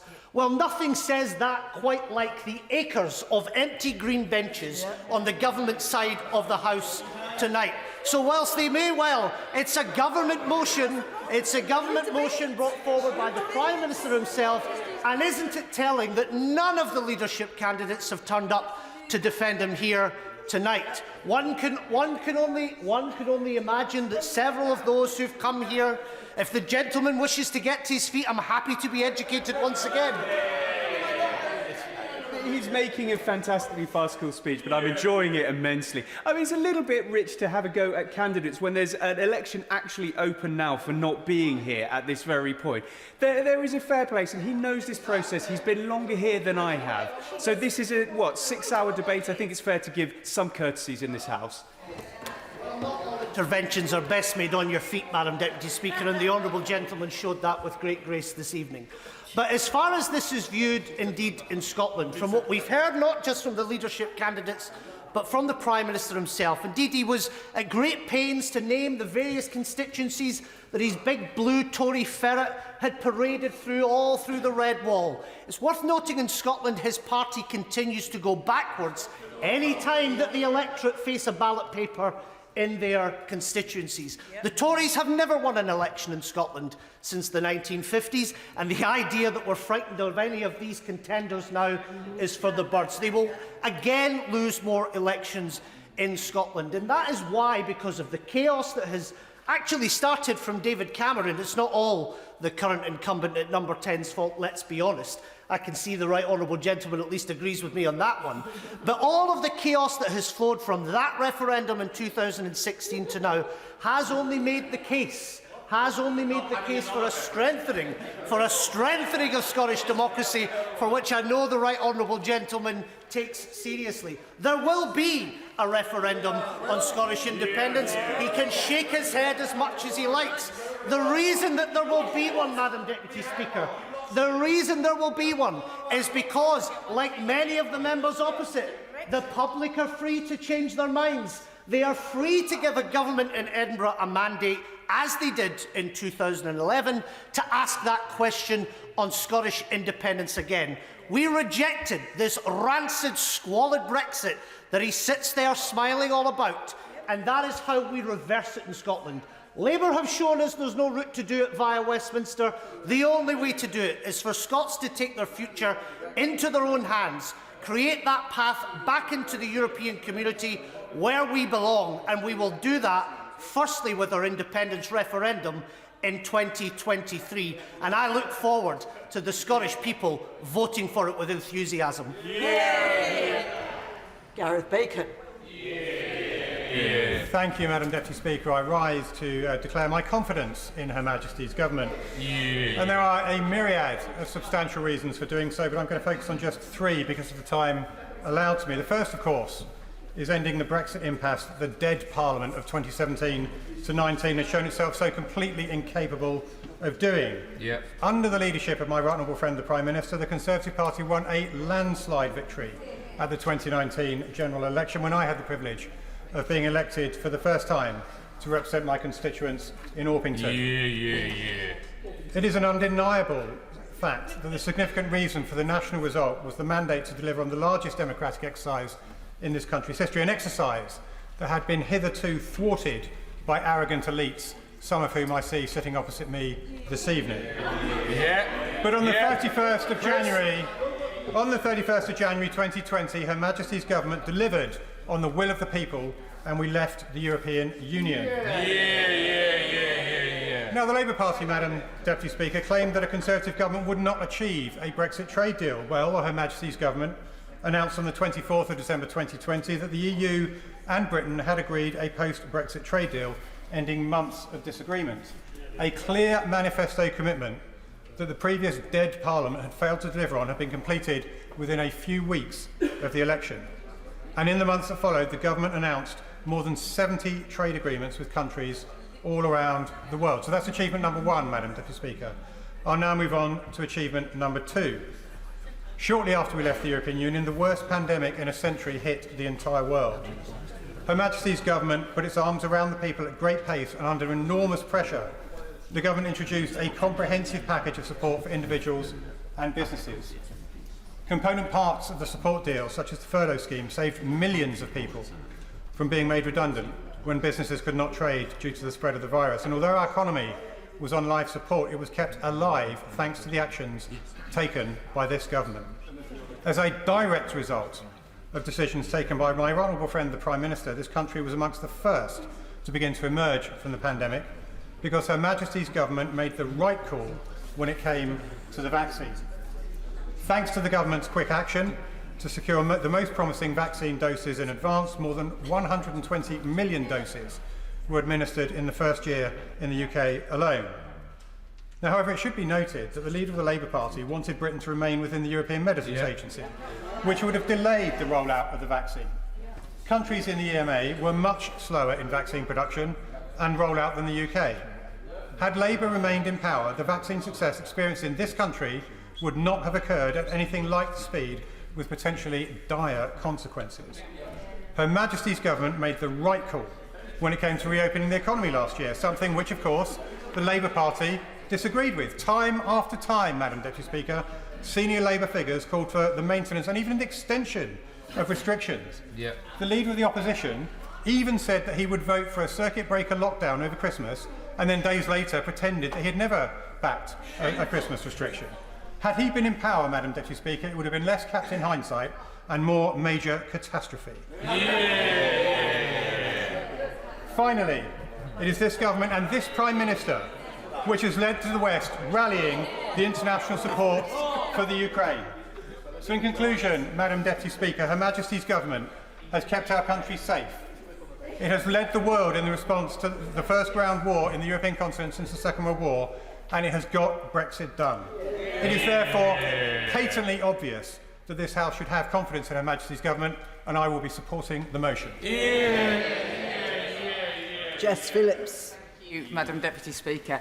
It's really unusual to be in here listening to all this praising of the Prime Minister from the people who just got rid of him. So it's just an unusual thing. I just wonder whether you're having buyer's remorse. There is one thing about why our Prime Minister was got rid of, in very heartfelt letters by the people opposite. That has been since the leadership hustings and everything have started, completely forgotten, as if it didn't happen. And the reason I don't have any confidence in the government and the reason I don't have any confidence in the Conservative Party is because of the dreadful record they have overseen on sexual harassment and violence within their own ranks. Since I was elected to this House, 2 members of the Conservative Party have gone to prison for perpetrating sexual crimes. In one of those cases, I repeatedly begged various people with power, whether it was the Chief Whip on their side of the House, to intervene, to stop, to not give him the whip back, telling them how serious the accounts I had heard. Every single time, it was ignored. Also, if you'd like to intervene on me, I'm more than happy to explain the very fine details. Also, a victim of child sexual abuse came forward to the Conservative Party and said that they had been abused by the candidate in Wakefield, to which the Conservative Party lost the complaint, or it went somewhere. He was then elected. He is now in prison for sexual crimes. This is deeply serious.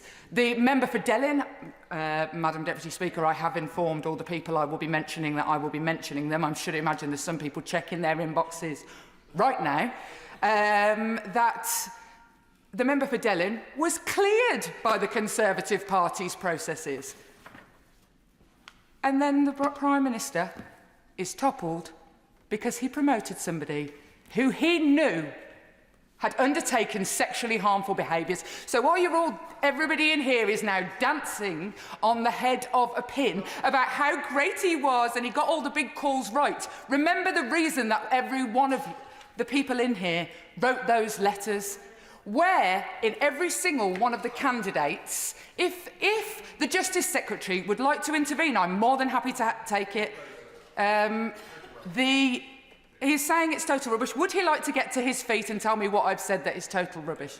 No. Should I tell him what's total rubbish? The rape statistics that he has overseen. That is what is total rubbish. And it is not a surprise when his political party turns a blind eye. I give way. Does she recognise the fact that in the last year the volume of rape convictions has increased by 2/3? That's simple yes or no. The convictions. But how is the charging, Secretary of State? Again, I'm happy to take the intervention. Has this charging gone up or down? We currently have a rape rate of 1.3% of rapes that come forward are charged. And it doesn't surprise me when the institution that is currently in government turns a constant blind eye to sexual misdemeanours of the people. So there's a lot of people who have mentioned anti-Semitism in this debate today because you're all desperate to make this about there being something wrong with the Labour Party. However, when the Labour Party was holding a leadership election, every single candidate was asked, what will you do to stamp out anti-Semitism? And rightly so. It is absolutely vital that we were held to account. So what did any one of the candidates do when the member, I can't remember where, pinch you by name, I can't remember where. Order. I have given the Honourable Lady quite a lot of leeway.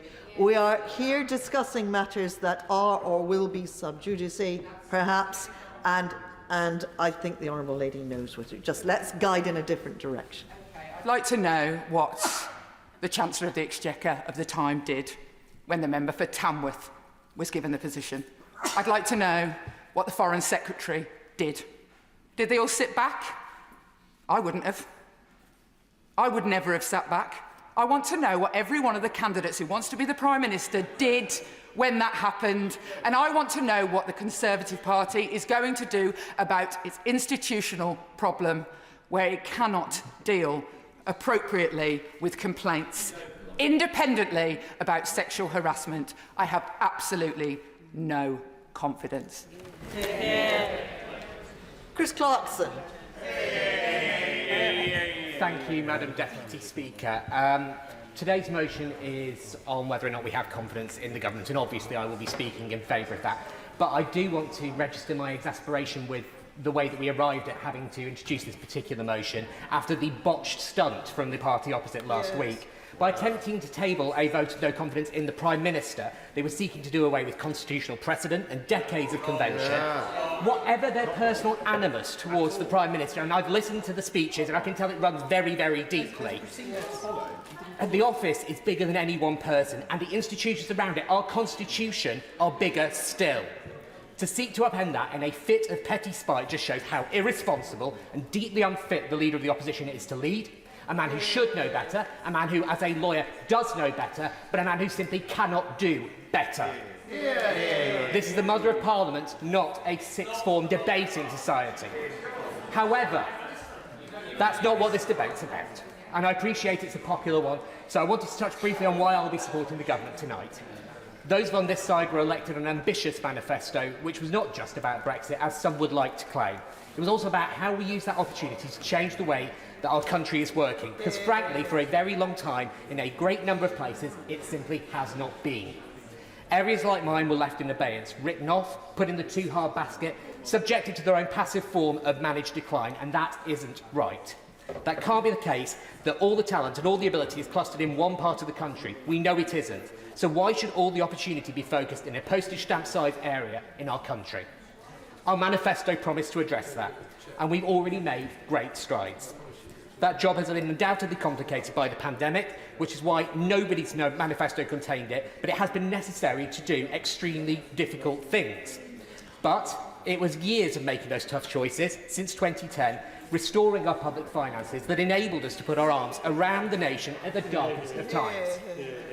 There will undoubtedly be those who want to talk down the pandemic response, but the simple fact is that this country went further and faster than most to protect, vaccinate and unlock. It wasn't all that long ago that members opposite were demanding that we emulate the EU or New Zealand and a host of other countries, only for them to be grappling with surging infections and repeated lockdown measures. Madam Deputy Speaker, I've always believed that levelling up, or whatever we want to call it, is about different things in different areas. And for me in Hayward and Middleton, that meant improving educational opportunities and transport links. Seemingly simple things that will open doors currently just out of reach of so many. In my borough alone, around £130 million was injected into the local economy to protect lives and livelihoods at the height of the pandemic. And despite a genuine fight to stop Rochdale's Labour councillor siphoning most of that into their reserves, we got the money to the people who needed it. During my first 18 months as an MP, I closed more cases than my Labour predecessor did in her 5. That's the level of intensity this government has put into supporting the country, and the amount of disinterest shown by my predecessor and her party. Yes. But now, as we emerge from the pandemic, what next? Rochdale Borough has bids in for £40 million of levelling up funding. Greater Manchester has been allocated £98 million from the Shared Prosperity Fund, in addition to over £1 billion earmarked to improve public transport, which for me is a game changer. Over £1 million has been given to cultural recovery in the borough, and the government's designated as one of its priority education investment areas, with a share of over £40 million. Despite everything that's happened in the past few years, we're getting on with the job. I've been extremely proud to sit on these benches the past 2.5 years, and I genuinely do believe that what we've done has been with the best of intentions to make this country a true partnership of people, all of us engaged in the common endeavour, all of us equally able to achieve and we're willing to put the work in, and that is why I will be voting confidence in the government tonight. Chris Bryant. Thank you, Madam Deputy Speaker. No, I don't have confidence in this government because they have manifestly failed to govern efficiently or effectively. They wasted billions on fraudulent COVID loans, on unusable PPE, and on a test and trace system that never, ever worked. And they have completely mismanaged the Passport Office, the DVLA and the railways. No, I don't have confidence in this government because they lied about Brexit and they haven't got Brexit done. No, I don't have confidence in this government because they haven't got any of the big calls right. When I was warning about Putin's Russia, the Prime Minister said the days of tanks rolling across Europe was over, and he cut our army by 10,000. When COVID started, they failed to protect people in care homes, sending thousands unnecessarily to early graves.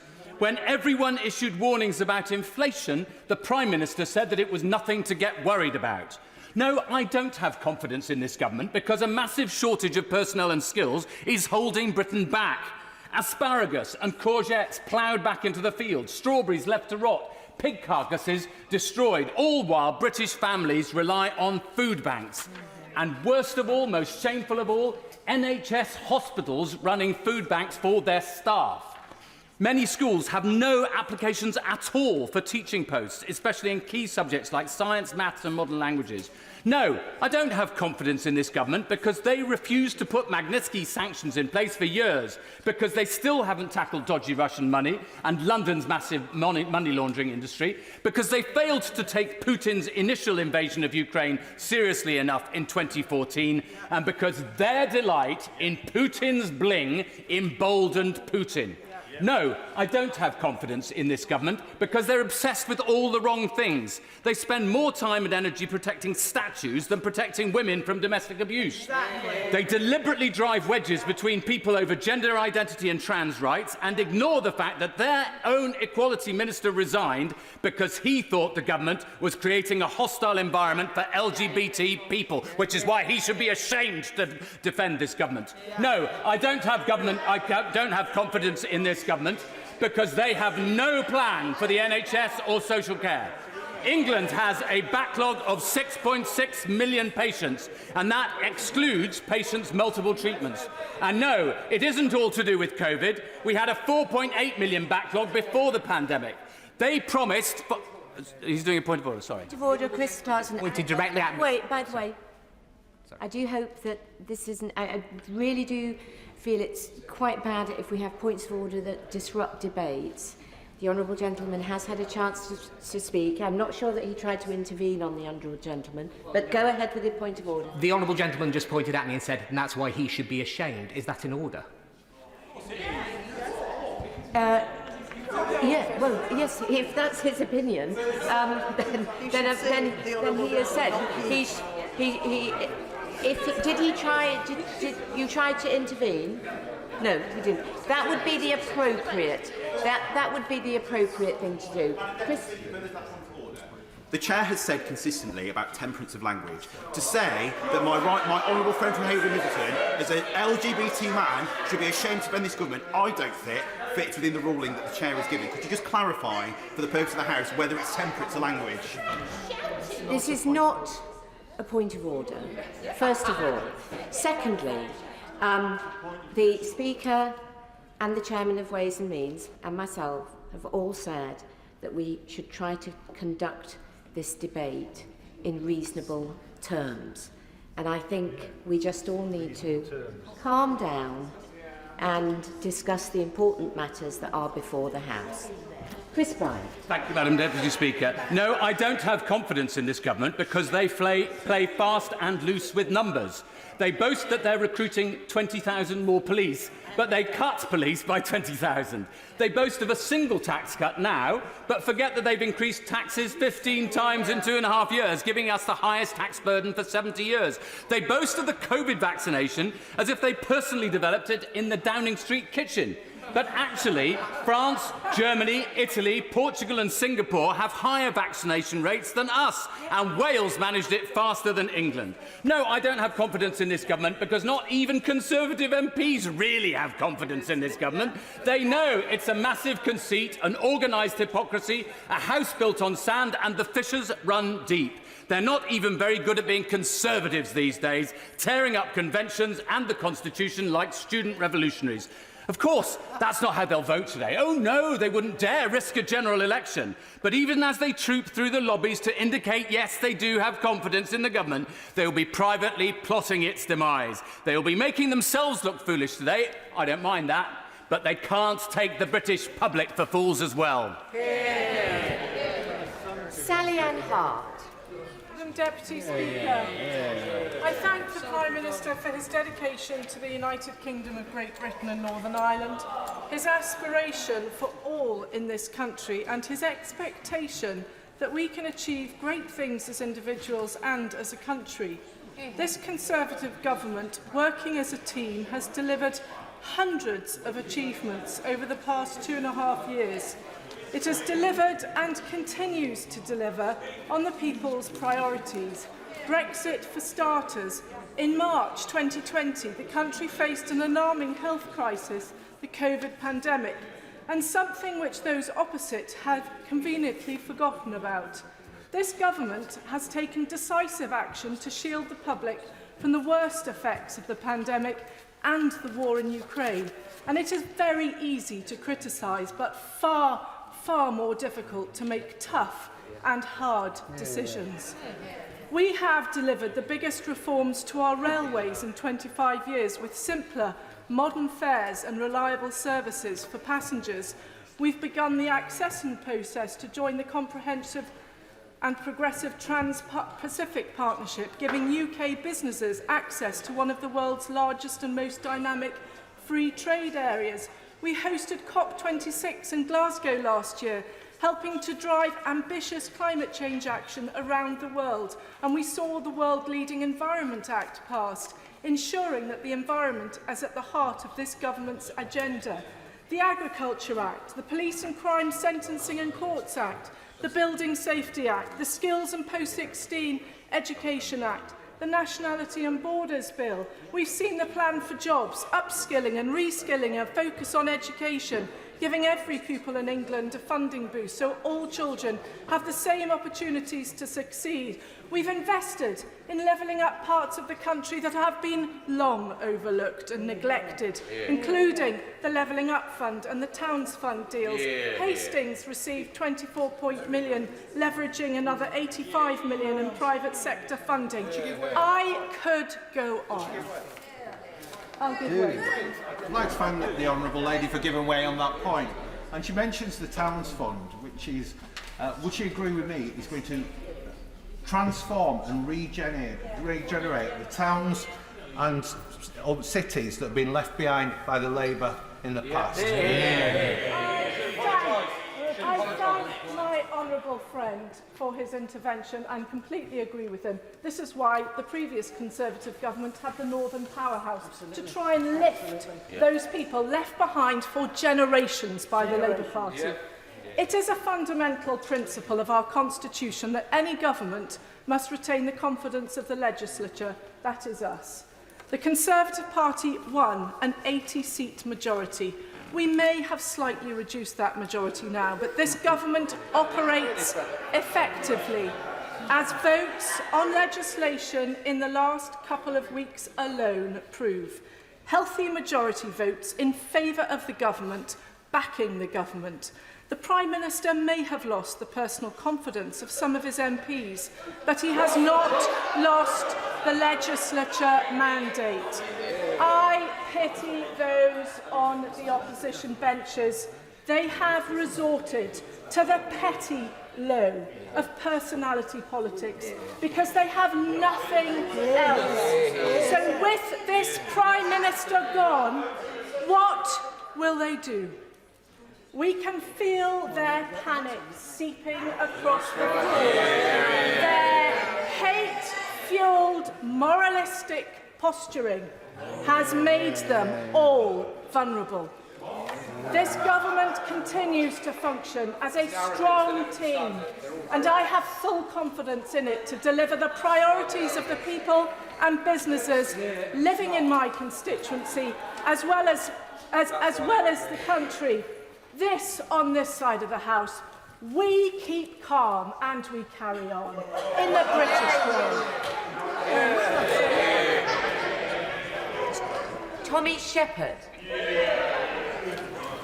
The most disturbing aspect about this entire debate is that the Prime Minister is still in office. After all the lies, the rule-breaking, the defence of sexual predators, and after his own cabinet turns on him, he is still in office. Now, clearly this chamber has no confidence in the Prime Minister, but the reason why I have no confidence in the Prime Minister, in this Conservative Party, is because they have enabled this delusion, and they continue to enable it. In his mind, he thinks he has done no wrong. He probably thinks that he is even the victim. I'll take the intervention. Thank you. I thank the honourable gentleman. Does he know of any other parties represented in this chamber whose leaders tried to protect a sexual predator and are still in post? I'm sorry, I didn't actually hear what the gentleman said, so my apologies. Would you repeat it? Sorry.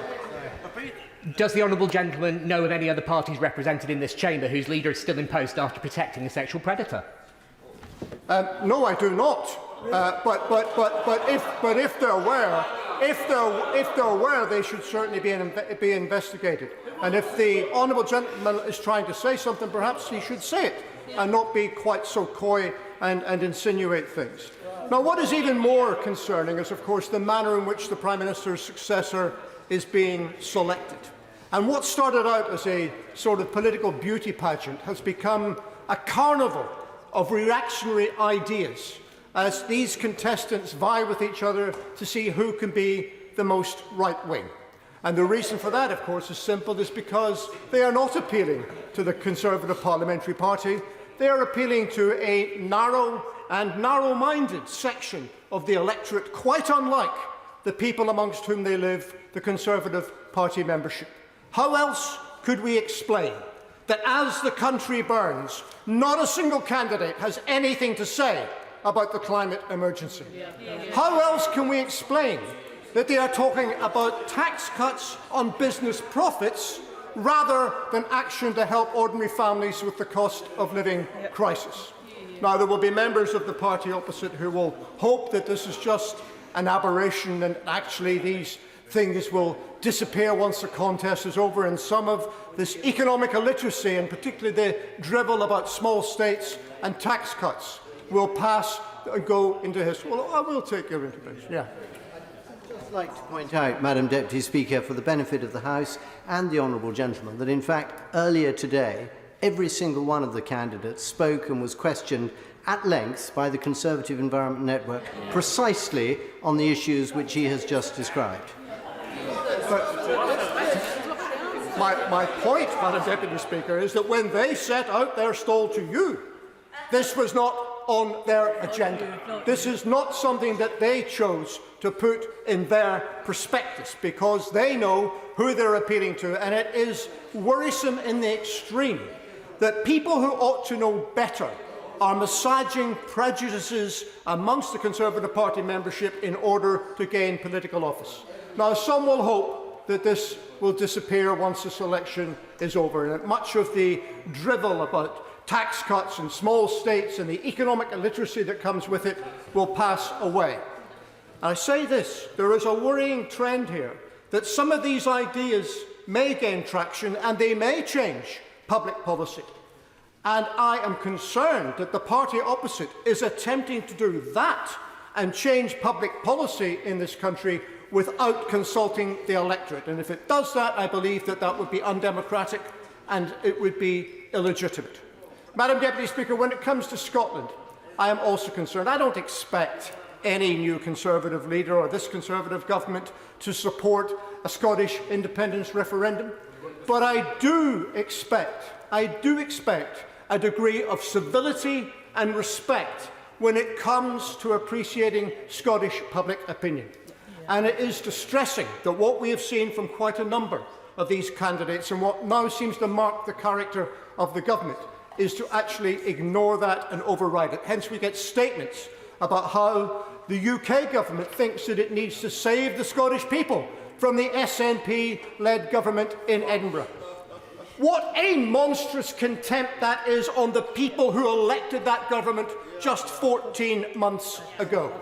Surely it is not too much to expect that there should be some dialogue, some respectful conversation, because if there is not, then that in itself will ensure the destruction of this union. But this attitude is fueling the campaign in Scotland for an alternative.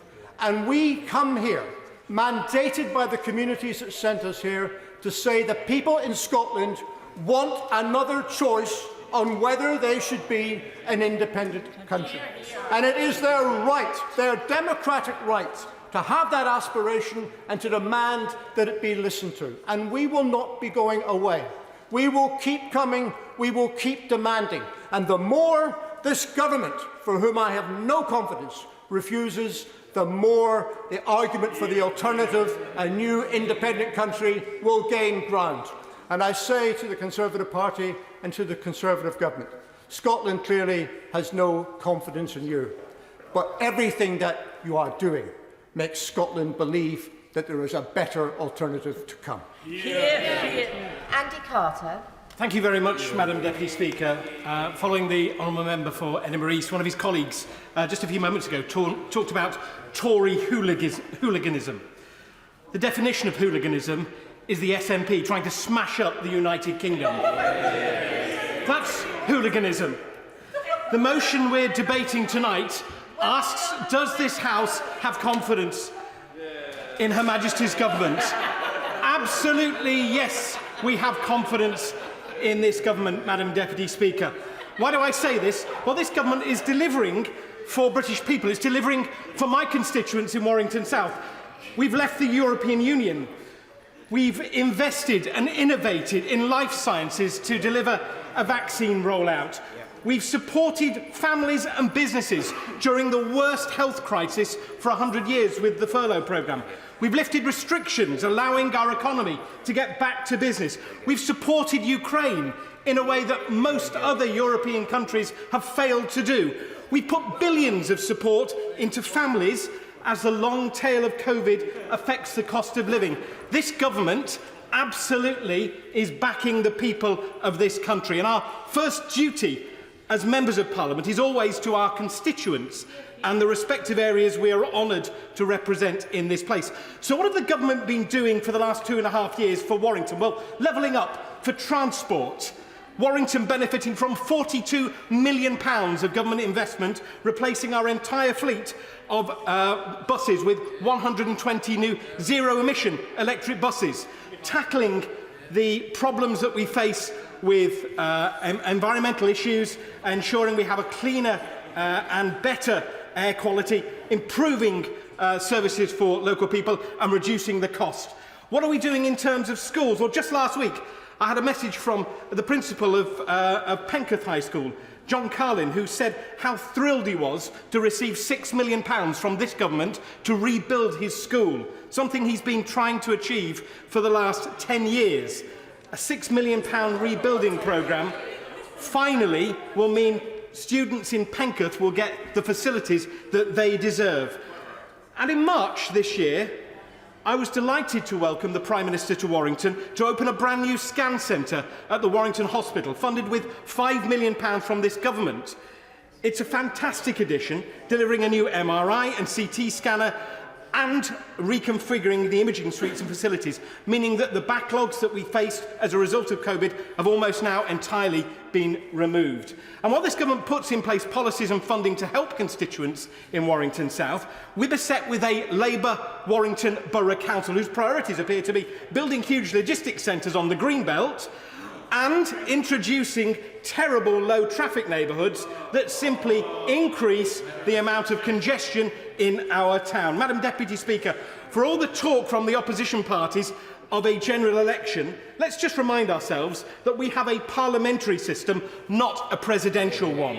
We are elected on a manifesto to level up those areas of the country which for too long have felt unnoticed and have been left behind. And I'm incredibly proud to represent my home area in this place, and I'm proud to work with this Conservative government that has done so much to benefit constituencies like Warrington South. And tonight, I will be voting to support this government in today's motion.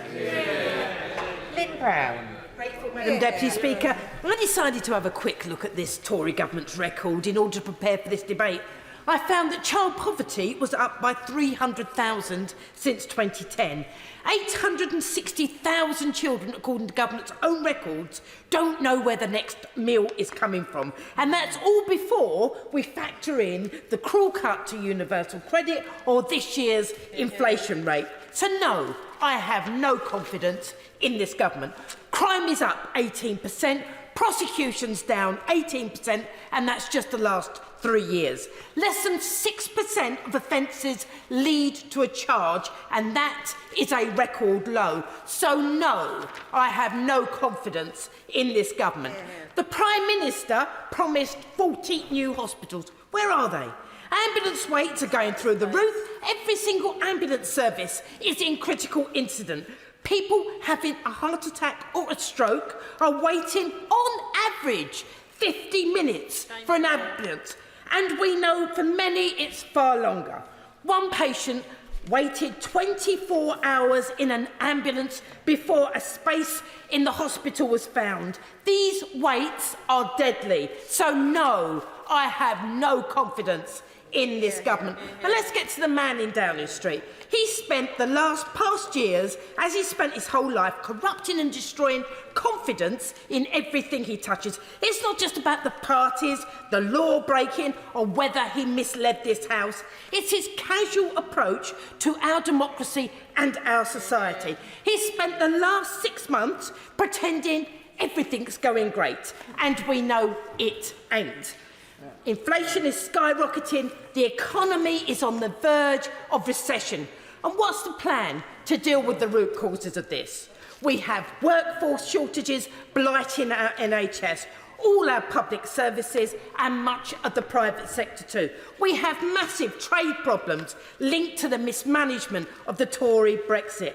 But all the leadership of the party opposite know how to do is to pretend immigration is somehow the problem and bashing the EU is some kind of solution. Well, it ain't.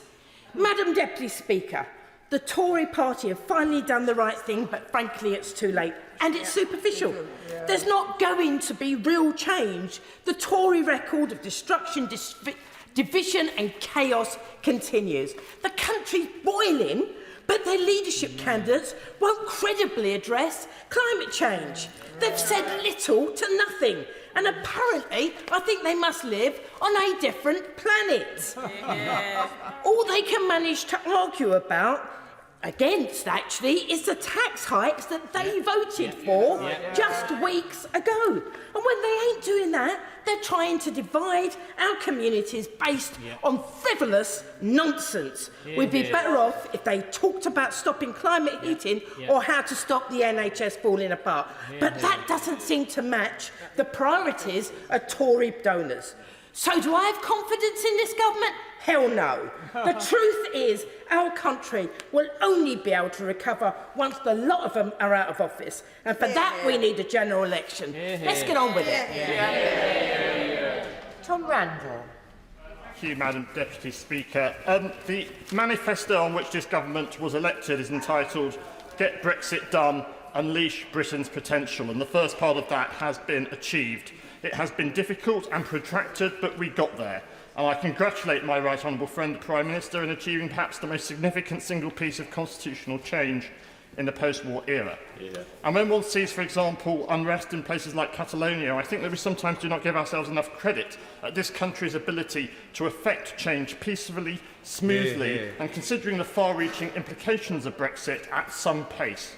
The Prime Minister achieved this, and while his premiership is ending sooner than many would have liked, and sooner than I would have liked, his place in history is undoubtedly assured, and he has begun to unleash Britain's potential. So I welcome the creation of an East Midlands Freeport that will create up to 60,000 jobs in the region, made possible by Brexit.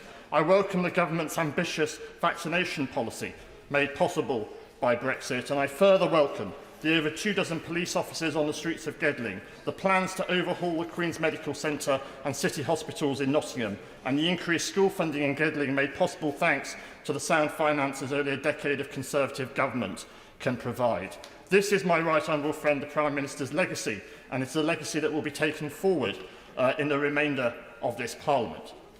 Now, the Leader of the Opposition has instigated this motion today, this confidence motion.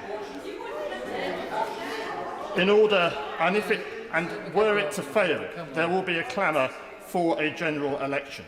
So what is the Leader of the Opposition's European policy? For starters, he is the man who said no, the man who was happy to tell the people of Gedling that you may have voted to leave the European Union, but I'm going to ask you to do it again. To him, the good folk of Gedling had put their X in the wrong place on the ballot paper and were to be admonished and to correct their mistake. The Leader of the Opposition is seeking to look like a Prime Minister in waiting, and to establish his European credentials this week, he's gone to the continent. He's turned up in Berlin, where the Bundestag is in recess.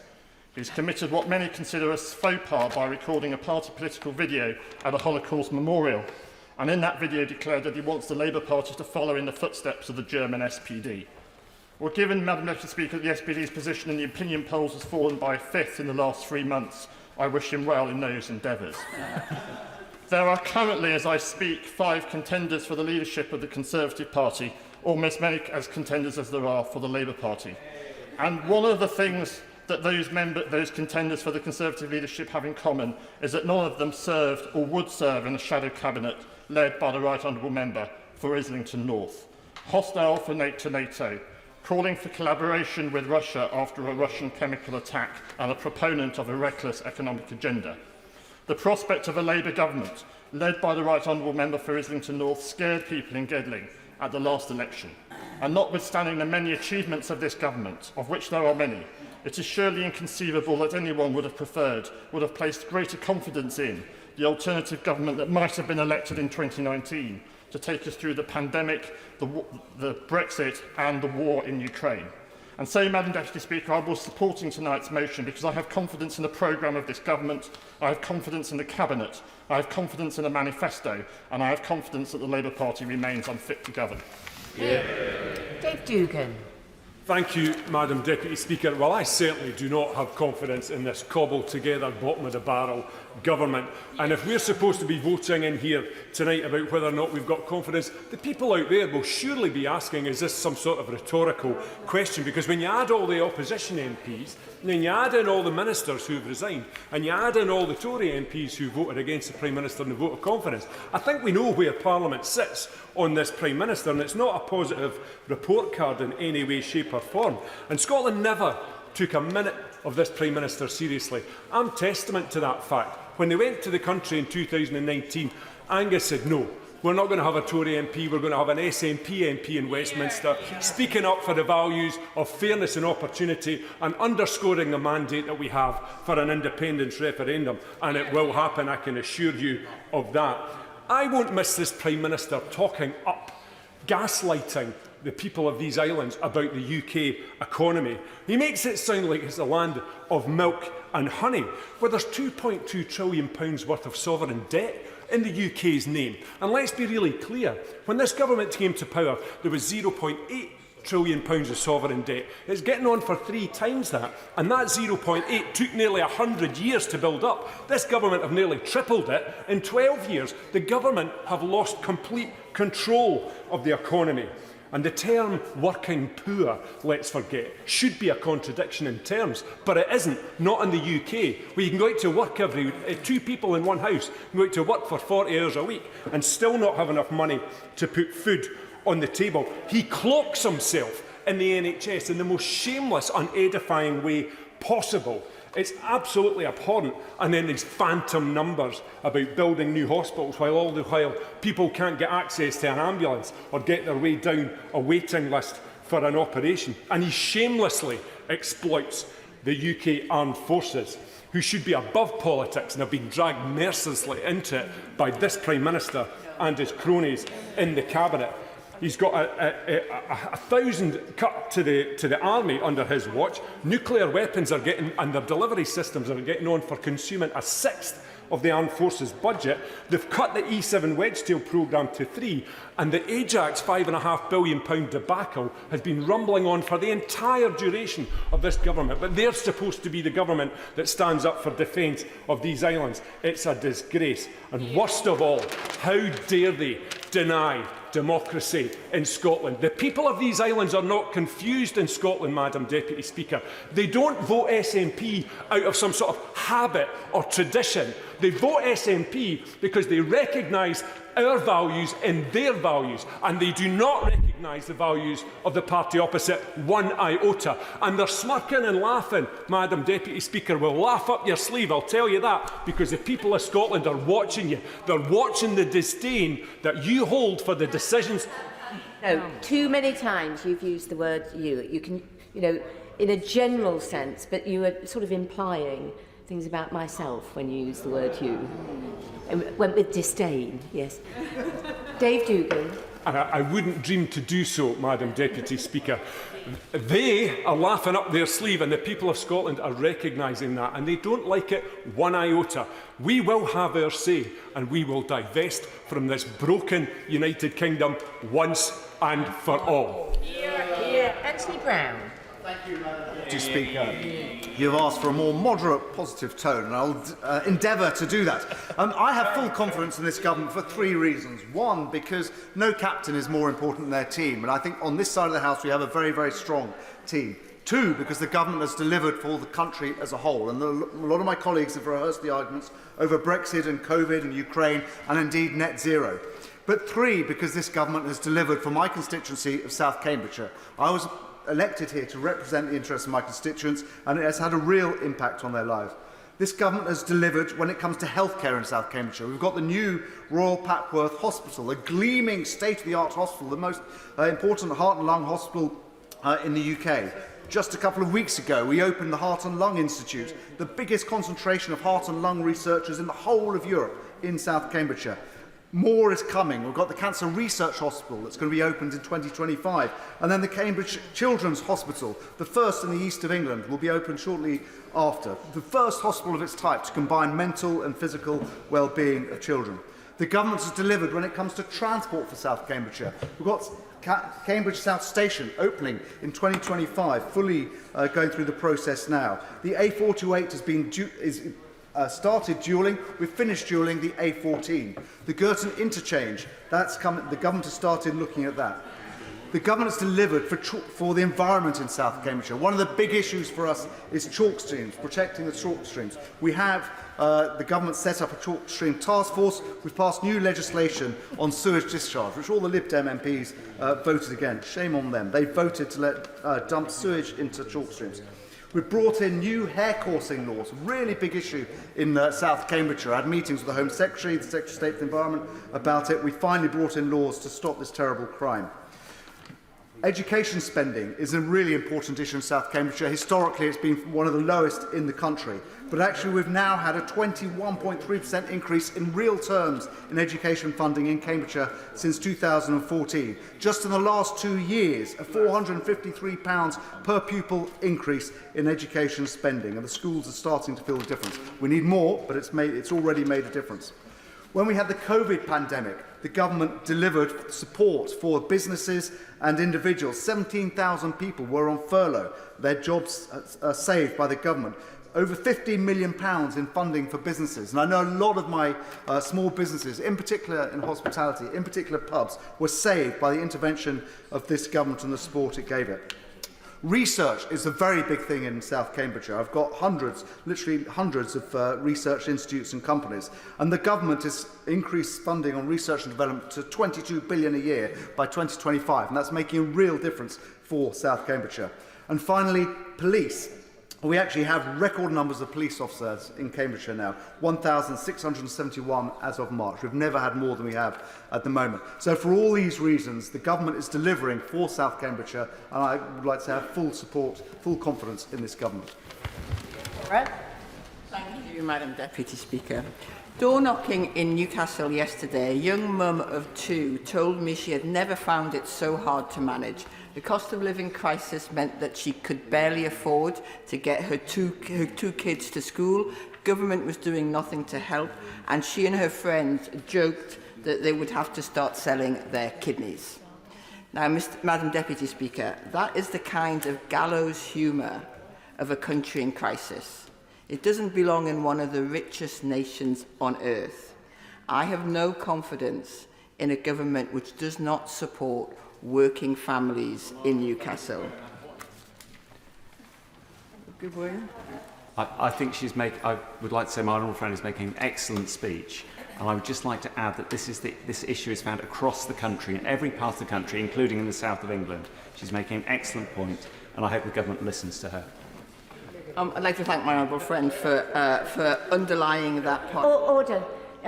Can I just say I think it's really important that people remember a lot of people have put in to speak, and it is important that we get to them. And if colleagues want to take interventions, absolutely no problem. I would strongly encourage them to stick within the 4 minutes if they wish to take interventions. Chiomora.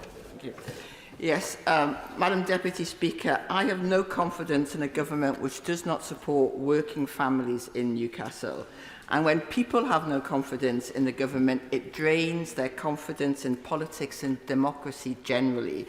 After all that has tested our country, the financial crisis, austerity, Brexit, COVID, inflation, it is more important than ever that we have confidence in our leadership. But I have no confidence in this government, because the Prime Minister repeatedly told Parliament that there had been no parties and then was fined for partying. I have no confidence in this government because, as our Queen contemplated the loss of her life partner of 73 years alone, Downing Street partied. I have no confidence in this government because each and every minister, whether they resigned or not, is tainted by the support they gave to the disgraced but still presiding Prime Minister. I have no confidence in this government because the Prime Minister does not find formal sexual misconduct complaints against a serving government minister memorable. I have no confidence in this government because the Minister for Brexit Opportunities and Government Efficiency, when asked to justify slashing 91,000 civil servants, said technology would enable them to do more with less. The Right Honourable Member for the Middle Ages only reluctantly agreed to a digital parliament and is happy to give the impression that the printing press is a recent and debatable innovation. I have no confidence in the government because, when giving a valedictory assessment of his meteoric rise and fall, the expensively Eton and Oxford educated Prime Minister said, and I quote, "Them's the breaks." I have no confidence in the government because they have decided to do without a science minister, even as they say science is essential to our economic recovery. I have no confidence in this government because, as our nation faces a lethal heat wave, one so severe that the rail links between Westminster and my constituency have been severed, and the NHS is braced for a wave of heart stroke victims, the Prime Minister preferred to play at Top Gun rather than turning up for Cobra meetings. I have no confidence in this government because the candidates to replace the disgraced Prime Minister are so mired in mudslugging they barely mention health, education, jobs or the environment, and have now cancelled further debates because they are so embarrassing. I have no confidence in this government because they appear to be in an arms race to slash taxes, cut the state and postpone or abandon our commitment to net zero carbon emissions. Madam Deputy Speaker, as we swelter in this country, we should remember that the whole of Europe is less than 2/3 the size of the Sahara Desert, and if we do not meet the climate challenge, the Sahara is coming for us. And if they think net zero commitments are expensive, they should try costing retrofitting every home, school and building in this country with air conditioning, and that will be but a small part of what it will cost us.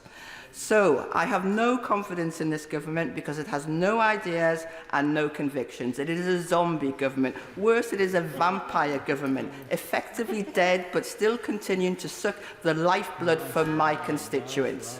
Only a Labour government can give us the fresh start we deserve. Miriam Cates. And may I just say that my colleague colleagues on this side of the House look very much alive to me. Looking back over the last 2.5 years, I think we can say with confidence that the government has done a lot of things well. We left the EU when so many said that that wasn't possible. Our COVID response has been one of the best in the world. The furlough scheme, delivered at extraordinary speed, prevented the horror of mass unemployment. Early decisions taken on vaccine procurement saved countless lives and enabled the UK to leave lockdown sooner than almost any other comparable nation. On Ukraine, this government and our Prime Minister have led from the front, not only in terms of sanctions, but in terms of providing military and moral support. And in my constituency of Penistone and Stocksbridge, the government is delivering on our manifesto promises to level up. The Towns Fund will see £24 million invested in Stocksbridge and Deepcar. Government grants have rescued cultural assets like the Paramount Cinema. A new fibre in the water project in Penistone offers the possibility of rolling out broadband, high-speed broadband to rural homes. The Prime Minister's personal intervention on behalf of the steel industry, in particular to keep the steel safeguards, has been a boost for local industry and an important demonstration of this government's commitment to areas that were once the powerhouse of this country and can be again. No administration is perfect, and ours has made its fair share of mistakes. But this government has done many things nationally and locally to inspire confidence. But of course, I speak in the context of huge uncertainty at the heart of government. The Prime Minister has resigned, I've lost track of who hasn't resigned, and we're in the middle of the process of choosing a new leader. Now, the events of the last 6 months will be chewed over relentlessly in the coming years. But let us not forget that despite the Prime Minister's mistakes and misjudgments, 14 million people voted for our party under his leadership, securing the biggest Conservative majority for 3 decades. And unlike so many other politicians, my right honourable friend, the member for Uxbridge, has the ability to inspire, to uplift, and to connect with those who feel like the British establishment does not represent them, their community, or their values. Now, after 2016, the reputation of Parliament suffered as ordinary people watched on as the establishment, as they saw it, sought to overturn the biggest popular mandate of all time. My concern is that when a coalition of the media, the opposition, and sadly some within our party, work relentlessly and now ultimately successfully to destabilise a Prime Minister with such an extraordinary democratic mandate, we may once more be accused of trying to overturn the democratic will of the people. So as we on these benches are engaged in the process of choosing our next leader, let us consider this. No one is without fault. No one is without a past. No one who has the skills, experience and charisma to lead our great nation will never make a mistake. No one has never lied. We have been told that the Prime Minister had to go because of his lack of integrity and a tendency to change his mind. The previous Prime Minister had to go because she had too much integrity and refused to change her mind. Perhaps like Goldilocks, we will now find our just right.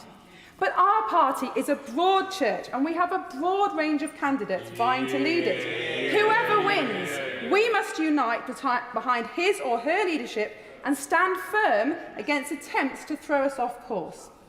Perhaps, Madam Deputy Speaker, the question is not who is ready to lead, but are we ready to be led?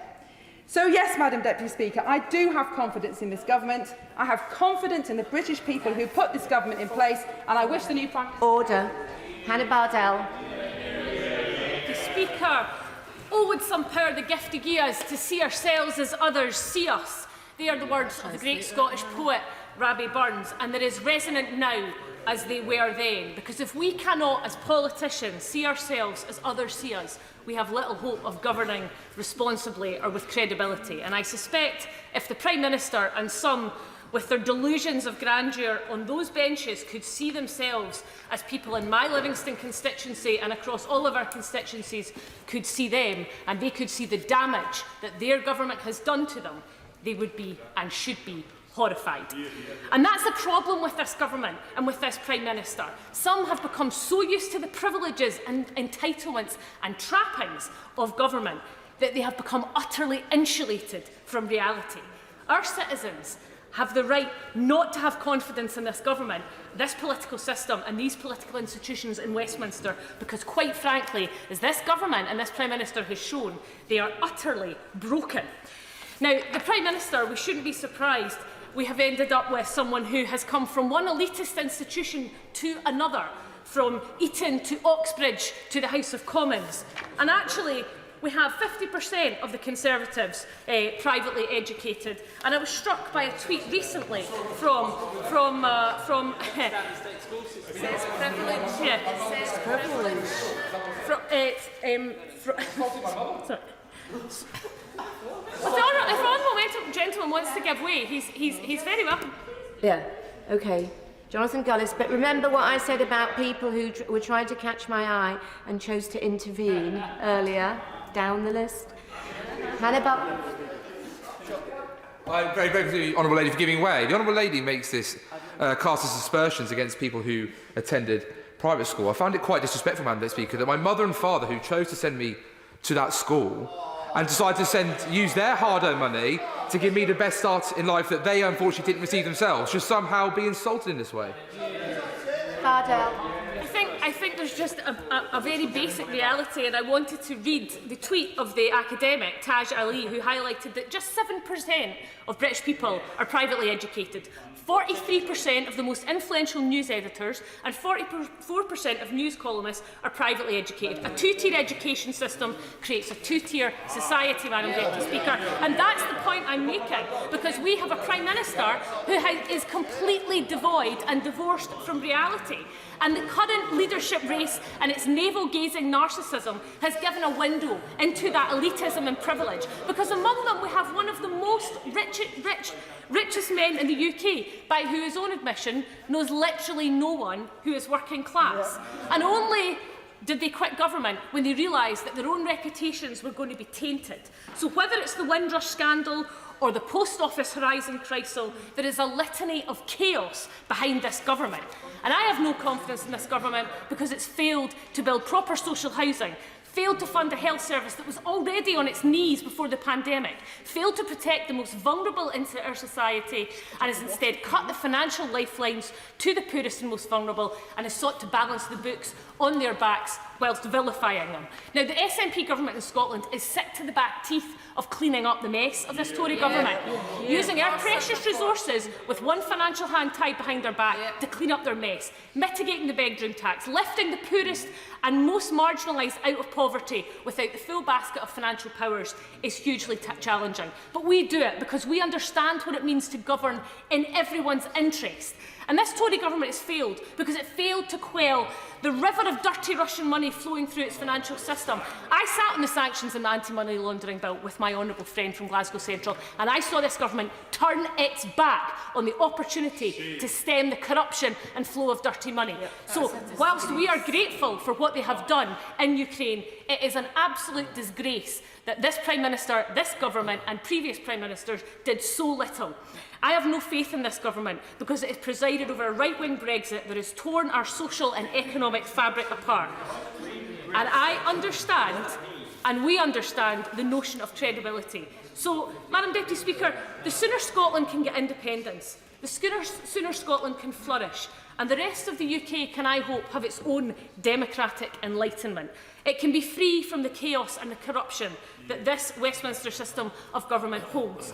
And I have no confidence in this government because I am sick and tired of hearing members opposite on the television talk about how, when they heard personal experiences of those who lost loved ones during the pandemic, that because his Prime Minister, their Prime Minister, partied his way through it, that somehow we don't have a right to challenge that. And the reality is, and the honourable member might shake his head, but I had to stand at the deathbed of one of my team and dear friends through a window in her hospice because I was not allowed to cuddle her while his Prime Minister parted his way through. And there he is, still sitting in power. Order. James Daly. Thank you very much indeed, Madam Deputy Speaker.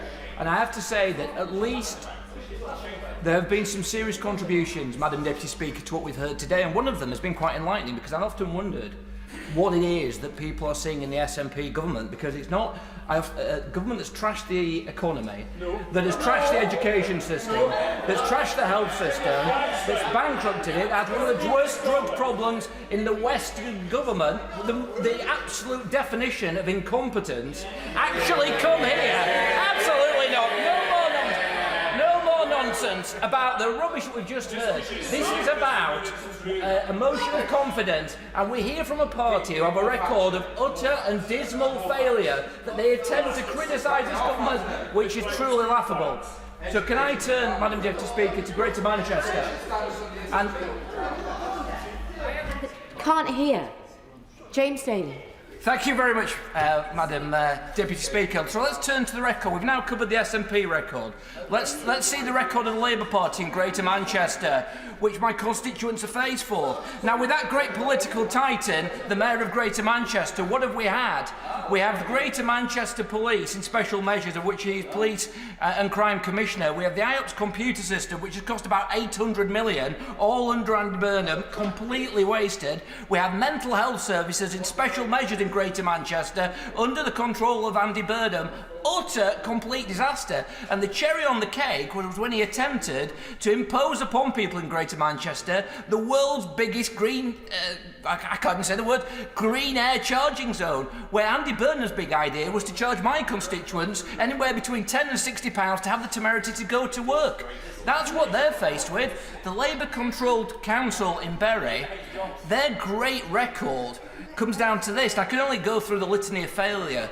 But in the Bury Times today, Madam Deputy Speaker, children's services in Bury, mental health services in Bury are on its knees due to our Labour-controlled council. And the headline in the paper is it's going to take 10 years for Labour-controlled Bury Council to get children's services back to even a good rating. This is under a Labour council, so the record of the parties opposite in terms of how they have interacted as governing bodies throughout this country and with my constituents is absolutely abysmal.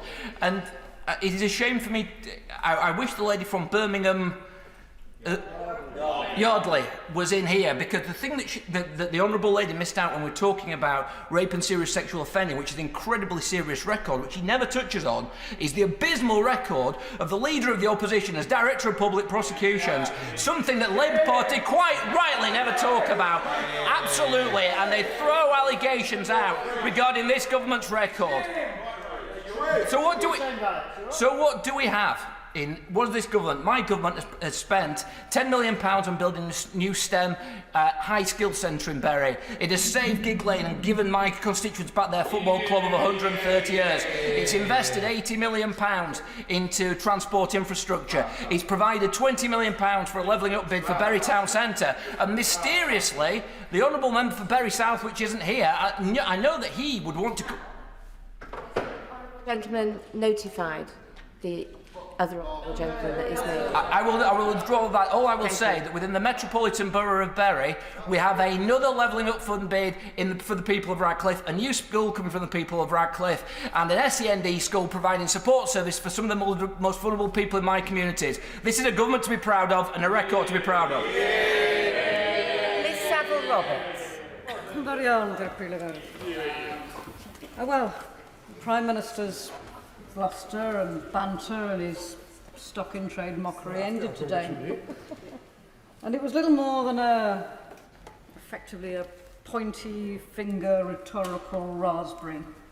Not to us, but to everyone who ever made the mistake of holding him to his word and believing what he told them. He is a law-breaking Prime Minister who cannot be permitted to remain in office, even as a caretaker. His dishonesty and abuse of power have together only served to erode trust in politics and our institutions. My party, you'll not be surprised to hear, does not have confidence in this Prime Minister or his government. But to come back to that question of eroding trust, this is why I introduced a private member's bill, which will make it an offence for politicians knowingly to lie, be given every opportunity to correct the record, but to be held to account in law for using words, our stock in trade, genuinely and honestly to the best of our ability. I have also written, as you would do, to the Conservative leadership candidates, inviting them to support this bill because they've made truth and honesty core tenets of their campaigns as they attempt to separate themselves from the outgoing Prime Minister, who they all, of course, supported. The bill seeks to ensure that those who deliberately lie are held to account, but also to send a signal that lying and dishonesty are a blight to be eradicated in a modern democracy. My party's lack of confidence goes beyond this government, besmirched as it is in Westminster scandal, but is driven by wider, deep-rooted problems of the Union. We distrust the Union, we lack confidence in the Union. The UK is foundering in deep stagnation, from years of Tory austerity to a hard Tory Brexit which is hobbling our economy. It's no wonder that Poland is set to become richer than Britain in 12 years' time on current growth rates.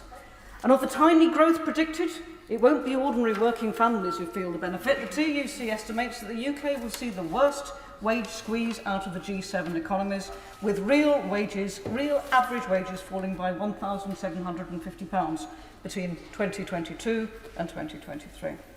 In Wales, we seek the macroeconomic tools, but continue to be denied the bare necessities to fix Westminster's chronic tolerance of geographical inequalities. If we look at the place of Wales specifically within the UK, we can see things are so bad.